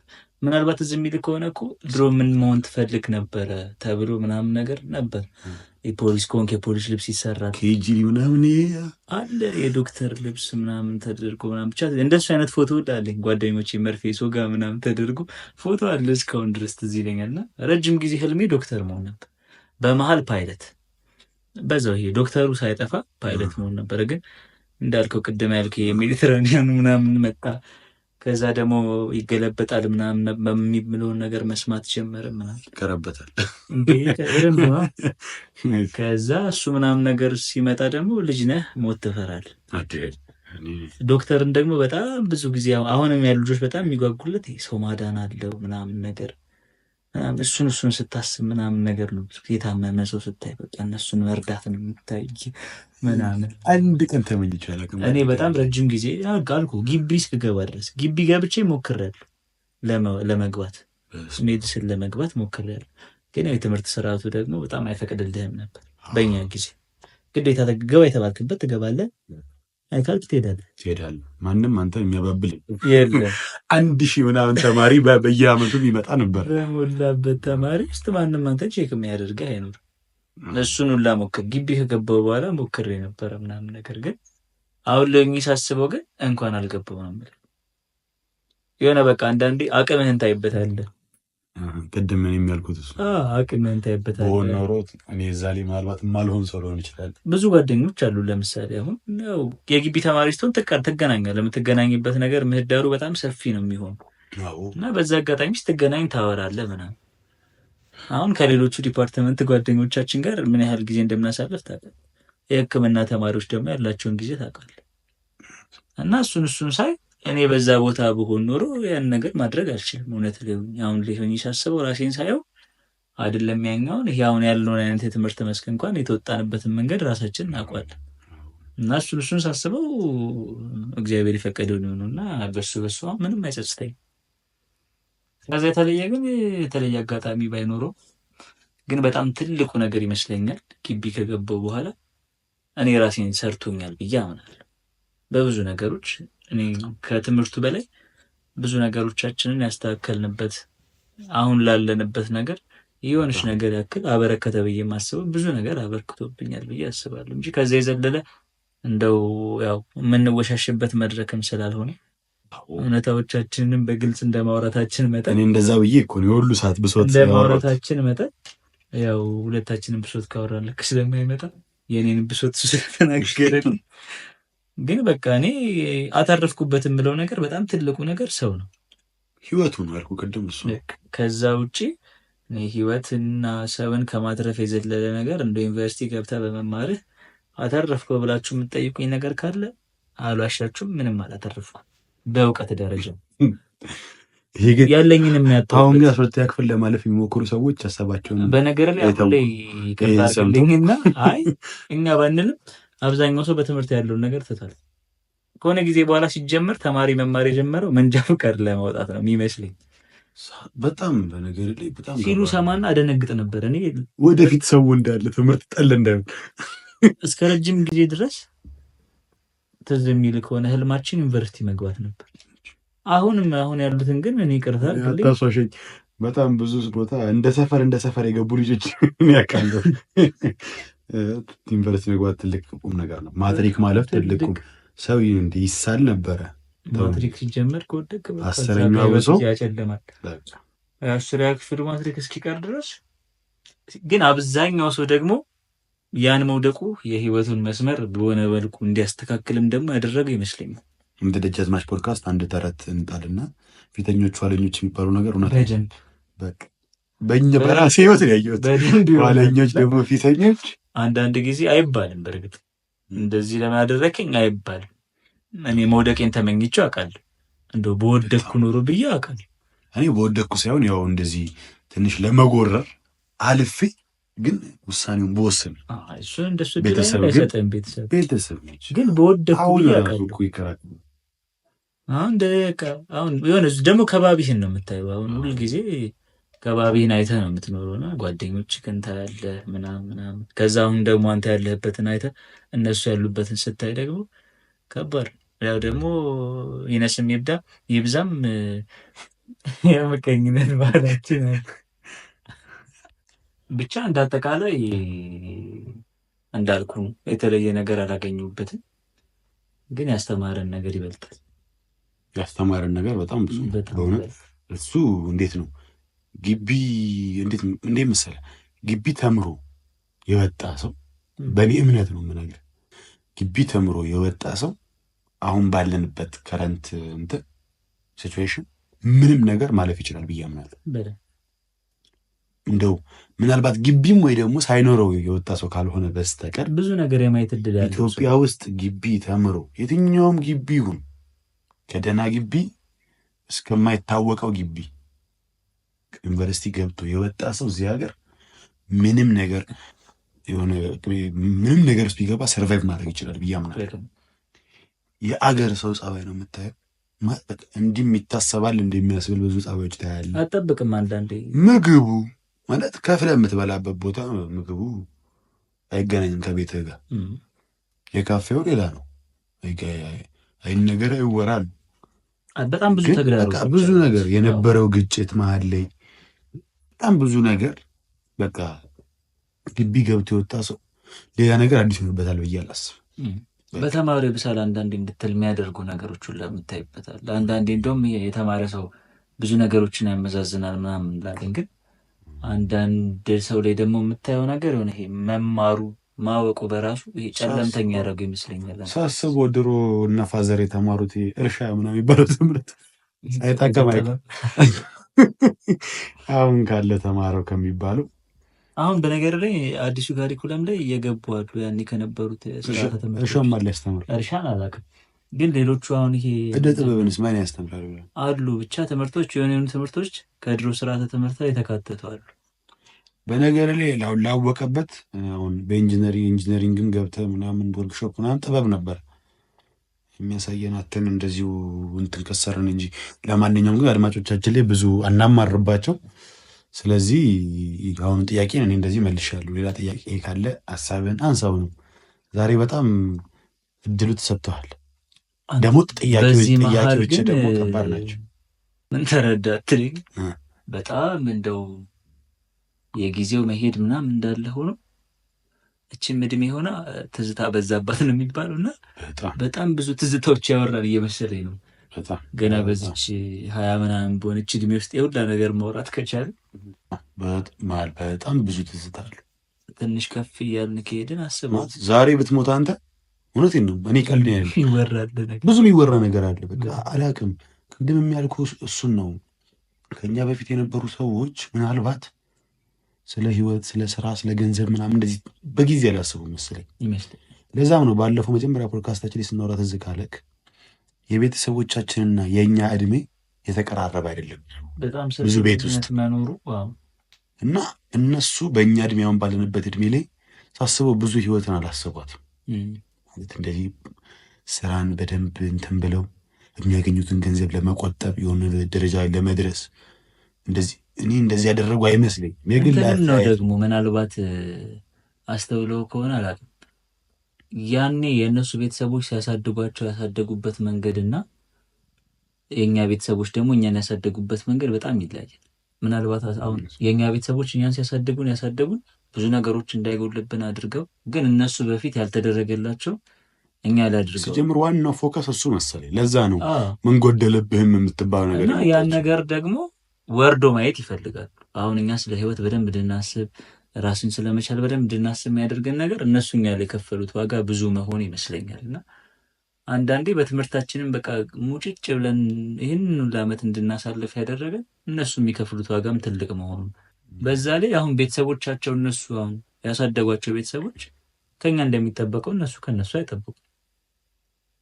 አሁን ብዙ ጊዜ አሁን ሰው እንድትሆን ነው የሚፈለገው ምናምን ይባላል። ግን ማንም ወላጅ እሱ ያሳለፈውን ህይወት በልጁ ይሄ መወጣት ስለሚፈልግ ነው ልጁን እንደዚህ አድርጎ የሚያሳድግ። ግን በጣም የኛ እኔ ምንም ይኸውልህ አንዳንድ ጊዜ ምኑ ያስፈራኛል መሰለህ ወይ ያሳስበኛል መሰለህ ህይወታችን የሆነ 40 ላይ ምናምን ሲደርስ በቃ የሆነ እልቅ እንዳይል እፈራለሁ። ተምሬ ነው አዲስ ነገር ሳይኖር እስቲ አስበው በዚህ ጊዜ ውስጥ አሁን ለምሳሌ እንደ ትዝታ አንተ አሁን ብትቆጥር በቃ የድሮውን ታወራለህ። የድሮውን ስልህ እኮ የሆነ ሃይ ስኩል ምናምን ፕሪፕራም ሆነ ይሆናል። በጣም ጊዜው እኮ በጣም ቅርብ ነው። አሁን ሌላ ሰው ትዝታ ብሎ እንደሚያወራውን እኮ ማለት 20 ዓመት ወደ ኋላ ምናምን ይሆናል እኮ። አንተ 20 ዓመት ቢቀነስ እኮ የኔ ጩጬ ነው የምትሆነው። ስለዚህ የሆነ አስበው በዚች እድሜ እንደዚህ ኧረ በስመ አብ እንዲህ ባደርገው ኧረ እንዲህ ቢሆን ይህ ጊዜ እዚህ ጋር ምናምን ብለን የምታወራው የሁሉ ነገር ከበዛ አስበው አዲስ ነገርም አይኖርም እኮ በቃ እሱን በዛ ላይ የእኛ አሁን ትውልድ ወጣቶች ባለፈውም እያልን ነበረ ቶሎ ይወልዳል፣ ቶሎ ያገባል። እና አስቡ ድሮ በዚህ ጊዜ ልጅ የሚወልደው ያው እኛ 8 ዓመታችን ምናምን እየነበረ ልጅ የሚወልደው በዚህ ሰዓት አግብቶ አይደለም በባል ገባ የሆነ ወይ አጥፍተው ምናምን እንደዚህ የሆነ ብቻ በሆነ ስህተት ምናምን ነው። አሁን ግን በጣም በቃ ሰው ቶሎ ያገባል፣ ቶሎ ይወልዳል ምናምን እና የሆነ 40 ምናምን ሲሆን ወይ እንደዚህ 50 ሲሆን ህይወት የሚያልቅ ይመስለኛል። እና ከምር ነው የሚያሳስበኝ እሱ ነገር። ግን እንደ ትዝታ ግን እስቲ አንተ ትዝታ አለኝ የምትለውን አንድ ወይ ሁለት ለአድማጮቻችን እስቲ ትዝታ ይኖራል ጀባ በለን እስቲ። አሁን ትዝታዎቻችን ከጀመርን እስካሁን የፈጀን ነው አንድ ሁለት ነው ያለውኛ ልንፈጅ እንችላለን። እኔ ደግሞ ልጠይቅህ መጨረሻ ላይ ቢያንስ ትዝታዎች ካለ አብዛኞቹ ትዝታዎች የሚኖሩት ዩኒቨርሲቲ ላይ ነው። ዩኒቨርሲቲ ላይ ብዙ ትዝታ ይኖራል።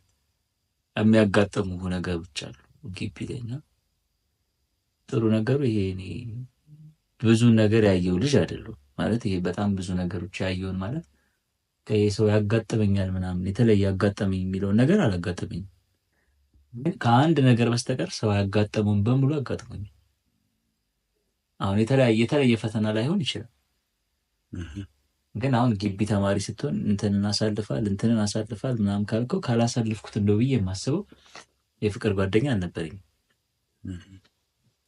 እና እሱ ነው ምናልባት የሌለኝ እንጂ ግቢ ላይ ብዙ ነገር ትሆናለህ፣ ብዙ ነገር ያጋጥማል ምናምን ነው። ከዚህ አሁን ካልኩት ከፍቅር ግንኙነት ውጪ ብዙ ነገር አይቼዋለሁ ምናምን። ከጓደኛ ጋር ስትዝናና የሚያጋጥሙ ብዙ ነገሮች አሉ። መዝናናት አለ፣ ልፍ ሲል ደግሞ አንዳንድ ያለ መግባባት ይኖራል፣ ጸብ አለ። እሱን አይቼዋለሁ። ከመምህር ጋር በቃ በመልካም የሚሆን መልካም ባልሆነ መልኩ ትገናኛለህ። እሱን አጋጥሞኝ ያውቃል። እሱን አይቻለሁ። ብቻ ምን አላየውም ልበልህ፣ በጣም ብዙ ትዝታዎች አሉ ግቢ ላይ እና ከሌሎቹ በተሻለ እንደውም እኔ ግቢ ላይ ነው ብዙ ትዝታ ነበር። ከዛ በፊት እንዳልኩ ከዛ በፊት የነበሩት የእድሜ ቆይታዎቼ ላይ ሰላማዊ ሰው ነበር። ከብዙ ነገር ጋር የማይገናኘው ሰው ምናምን ምናምን ነበርኩኝ። በዚህ አጋጣሚ ከመምህራኖቼ ጋር የነበረኝ ግንኙነት ጥሩ ነበር። መምህራኖችም ጥሩ ነበሩ። ከዛ ውጭ በደንብ ህይወትንም አየው ብዬ የማስበው ዩኒቨርሲቲ ስገባ ነው። አብዛኛው ሰው እንደዛ። አዎ እኔ ህይወትን በደንብ አየዋት ብዬ የማስበው ዩኒቨርሲቲ ስገባ ነው። ያደግኩት እንዳልኩ ከዚህ በፊት ብቻዬን ማለት ከእናቴ ከአባቴ ጋር እና ብዙ ነገር ለማየት እድሉ አልነበረኝም እና በዛ ምክንያት አብዛኛውን ነገር በቃ ጥሩም ይሁን መጥፎም ነገር አሳለፍኩ ብዬ የማስበው ግቢ ነው። ከዛ ደግሞ በቃ ላጋጠመኝ ነገር እንዳልኩ የፍቅር ግንኙነት ነው እንጂ ብዙ ነገሮች አጋጥሞኝ አይቻቸዋለሁ። ማግኘትንም ማጣትንም ግቢ ሆነ በደንብ ታውቀዋለህ፣ እሱንም ታየዋለህ ምናምን። ብቻ በጣም ብዙ ነገር ያየሁት እኔ ግቢ ላይ ነው እና የተለየ ይሄ ነው የምለው ትዝታ የምለው ነገር የለም። ግን እውነት ለመናገር ግቢ ህይወቴ አንዳንዴ ሳስበው በጣም ከባድ ሆነበት የሚያውቅበት ጊዜ አለ ምናምን። ግን በጣም ይቅርታና እንዴት አቋርጥና ለአድማጮቻችን ግልጽ ለማድረግ እንደው ብዙ አማረንባቸዋል። ስለዚህ ከጥሩ ትዝታ የምትለው እስቲ አንድ ነገር ከጥሩ ትዝታ የሚለው እኔ እንዳልኳችሁ የመጀመሪያው ነገር እንትን እወዳለሁ፣ ኳስ እወዳለሁ። የነስም ይብዛም ትንሽዬም ብትሆን ጥሩ የመንፈሳዊ ህይወት ነበርን ግቢ ስንገባ። መጀመሪያ ዓመት ላይ ስንሆን አብዛኞቻችን ሲጀምር ግቢ የገባ ሰው ወይ ለይቶለት ነው የሚወጣው፣ ደግሞ በጣም በሃይማኖቱ ቆንጆ ነው ይወጣል፣ ጥሩ ሆኖ ነው የሚወጣው። አብረውን የገቡት ብዙ ጓደኞቻችን አሁን ያሉበት ሁኔታ በጣም ጥሩ ነው። በተለይ ከኛ ጋር አንድ ሰሞን መንፈሳዊ ህይወት ጀምሮ የነበሩት ሰዎች በጣም ጥሩ ላይ ነበሩና ትንሽ የገባን አካባቢ ምናምን የነበረው እንትን ይሄ የመንፈሳዊ ህይወቱ ምናምን አማካኝነት በጣም ብዙ ነገሮችን አግኝቼበታል። የነስም ብዛም ትንሽ ይሄ ምንድን ነው መንፈሳዊ ስራዎችን ለመስራት እድሉ ነበር። ያን ጊዜ በጣም አርሶ ከግቢ ቆይታ እንደወደው ከሚያደርጉኝ ነገሮች መካከል አንዱ እና በጣም ጥሩ ጊዜ እሱ ነበር። እኔ ጥሩም መጥፎም አለኝ በእውነቱ እና ጥሩ ነው ብዙ ስላወራን መጥፎ ነገር መጥፎ በጣም አጭር ነው ረጅም አይደለም። እሺ ሁለቱንም ጥሩ ግን በእርግጥ ይኸውልህ እንዴት ነው ከ5ቱም ዓመት 4ቱን ዓመት በሚባል ደረጃ እወዳቸዋለሁ። ሁሉንም ነገር እንደ አዲስ የሞከርኩባቸው። የትኞቹን ዓመቶች? ከሁሉም በቃ ይሄ ነው ችግሬ ያስባለኝ ዓመት ሁለተኛ ዓመት ነው። ሁለተኛ ዓመት ከባድ ነው ምክንያቱም አዲስ ነው ምናምን ነገር። ከዛ ውጭ ግን የተረፉት ግን አብሶ አሁን ወደ መጨረሻ ላይ ብዙ መዝናናቶች አሉ በመሀል የመጡና ከዛ ደግሞ ግቢ ውስጥ የምትቆይበት እድሜ እየገፋ በመጣ ቁጥር ሲኒየር እየሆንክ በመጣ ቁጥር በቃ ስሜቱ ይለያል። የሆነ እየጣፈጠ ነው መሰለኝ የሚመጣው። እኔ ጋር ብቻ ይሆን ሌላ ሰው ጋር አላውቅም፣ ግን ደስ እያለ ይመጣል። አዲስ ሰው አንተ ትተዋወቃለህ። አንድ ቀን ሲያድር ብዙ የሚያስተዋውቅ የሚያግባባ የሚያገናኝ ነገር አለ። ከዛ ደግሞ ይሄ ልክ ወደ 5ኛ ዓመት ምናምን ሲመጣ ደግሞ እንደዚህ ከመጀመሪያ ሰርዲር ላይ ሀፍ ላይፍ ምናምን አለ። ከዛ ሊሆነ ካልቸር ዴይ ብለህ ታከብራለህ። 5ኛ ሲሆን በርዝዴ የሀገር ነገር አለ፣ ብዙ ፕሮግራሞች አሉት እና እሱን ደግሞ በቃ አዲስ ሰው ላታውቃችል፣ አዲስ ሰው ታውቅበታለህ። ያ ሰው የራሱ ሆነ ጥሩ ነገር አለው እና ብዙ መዝናናቶች ነበሩት። ብዙ ጊዜ ተዝናንተን እኔ ግቢ ውስጥ በህይወቴ በቃ በአጠቃላይ በህይወቴ ከተዝናናሁባቸው ጊዜያቶች ረጅሙ ጊዜ የተዝናኑት ግቢ ነው ማለት ቀን በቀን የተዝናናሁባቸው ጊዜዎች አሉ እና እነሱ ለእኔ አሁን ድረስ የሚናፍቁኝ ትዝታዎች ናቸው። አሁንም ድረስ መካኒካል አይደለም። አሁን ሌላ ዲፓርትመንት ብጠራ ዝቅ ያደረኩ ይመስላል። ምንም ዲፓርትመንት ቢሆን ባለማር ራሱ ያንን አሁን ለመድገም እንሂድ ቢባል ሄዳለሁ። ለእንደዚህ አይነት ሞመንቶች ስራውን አይፈቅድልንም ያለንበት ህይወት ምናምን ሩጫ ነው ቅድም እንዳልነው እንጂ የቀራችሁ ኮርስ አለ ኑና አዳርጉ ቢባል ራሱ ሊመልሱኝ የሚችሉ ትዝታዎች ናቸው እነዚህ። ብዙ ይሄ ምንድን ነው በጣም የተዝናናሁበት ጊዜ ነው። ያለምንም ሀሳብ ያለምንም የተዝናናንበት አመት ነው ማለት። ከመዝናናታችን የተነሳ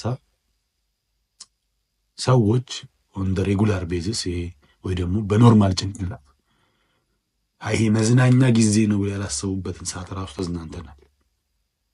ያው መናገር ካስፈለገ በጦርነትም መሀል ተዝናንተናል። በጦርነትም መሀል ግቢ ውስጥ በጣም ተዟዙረናል እና ከሱ አንጻር በጣም ይህንን በጣም እንትን ብሏል እወደዋለሁ። ከመጥፎ ትዝታዎች ደግሞ ምንድን ነው መሰለ፣ ያው እሱም ብዙ አለ፣ ግን አንደኛው ልንገር። ዋናው እንደኔ 5ቱንም ዓመት ባለቀ ብሎ ያማረረ ሰው የለም።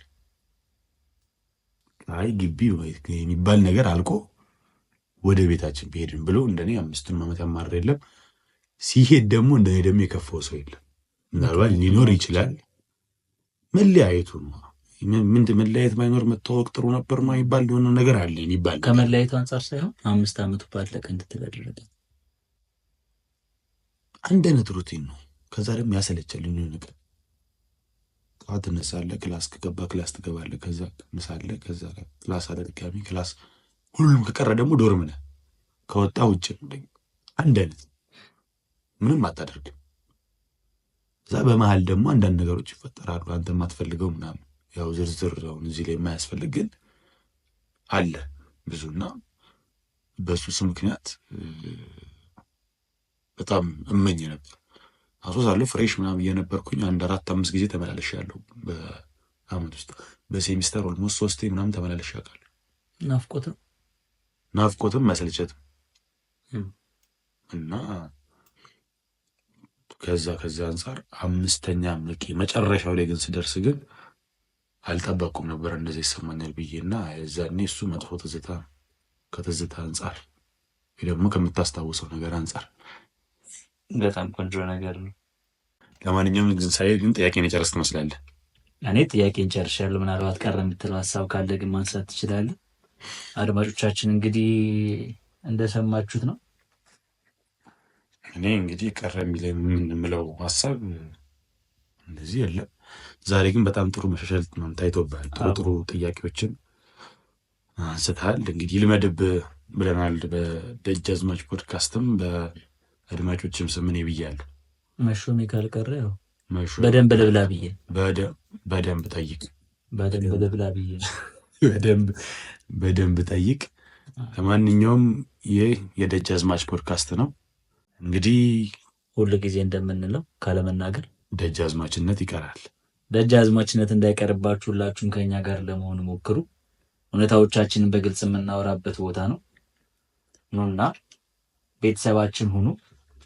ደጃዝማች ፖድካስት ላይ በላይክ በሼር እንዲሁም ኮሜንት እያደረጋችሁ ዘመቻ እንድትወጡ በድጋሚ እንጠይቃለን። ሰብስክራይብ ማድረጋችሁንም እንዳትረሱ። እያያችሁ እንደሆነ አይተናል።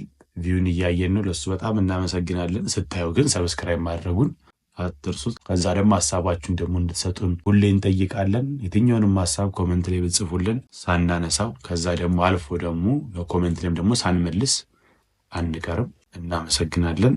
ብዙ ጊዜ ያው ስለ ልጅነታችን ማውራታችን ካልቀረ ብዙ ጊዜ ካስተዋል የቴሌቪዥን ፕሮግራሞች ላይ ሲያልቅ አንድ ሚላት አባባላችን እስከ ሳምንት ቻለን ሰንበት ይባላል። መልካም ሳምንት ይሁንላችሁ። እናመሰግናለን ስላዳመጣችሁ። እናመሰግናለን። መልካም ጊዜ።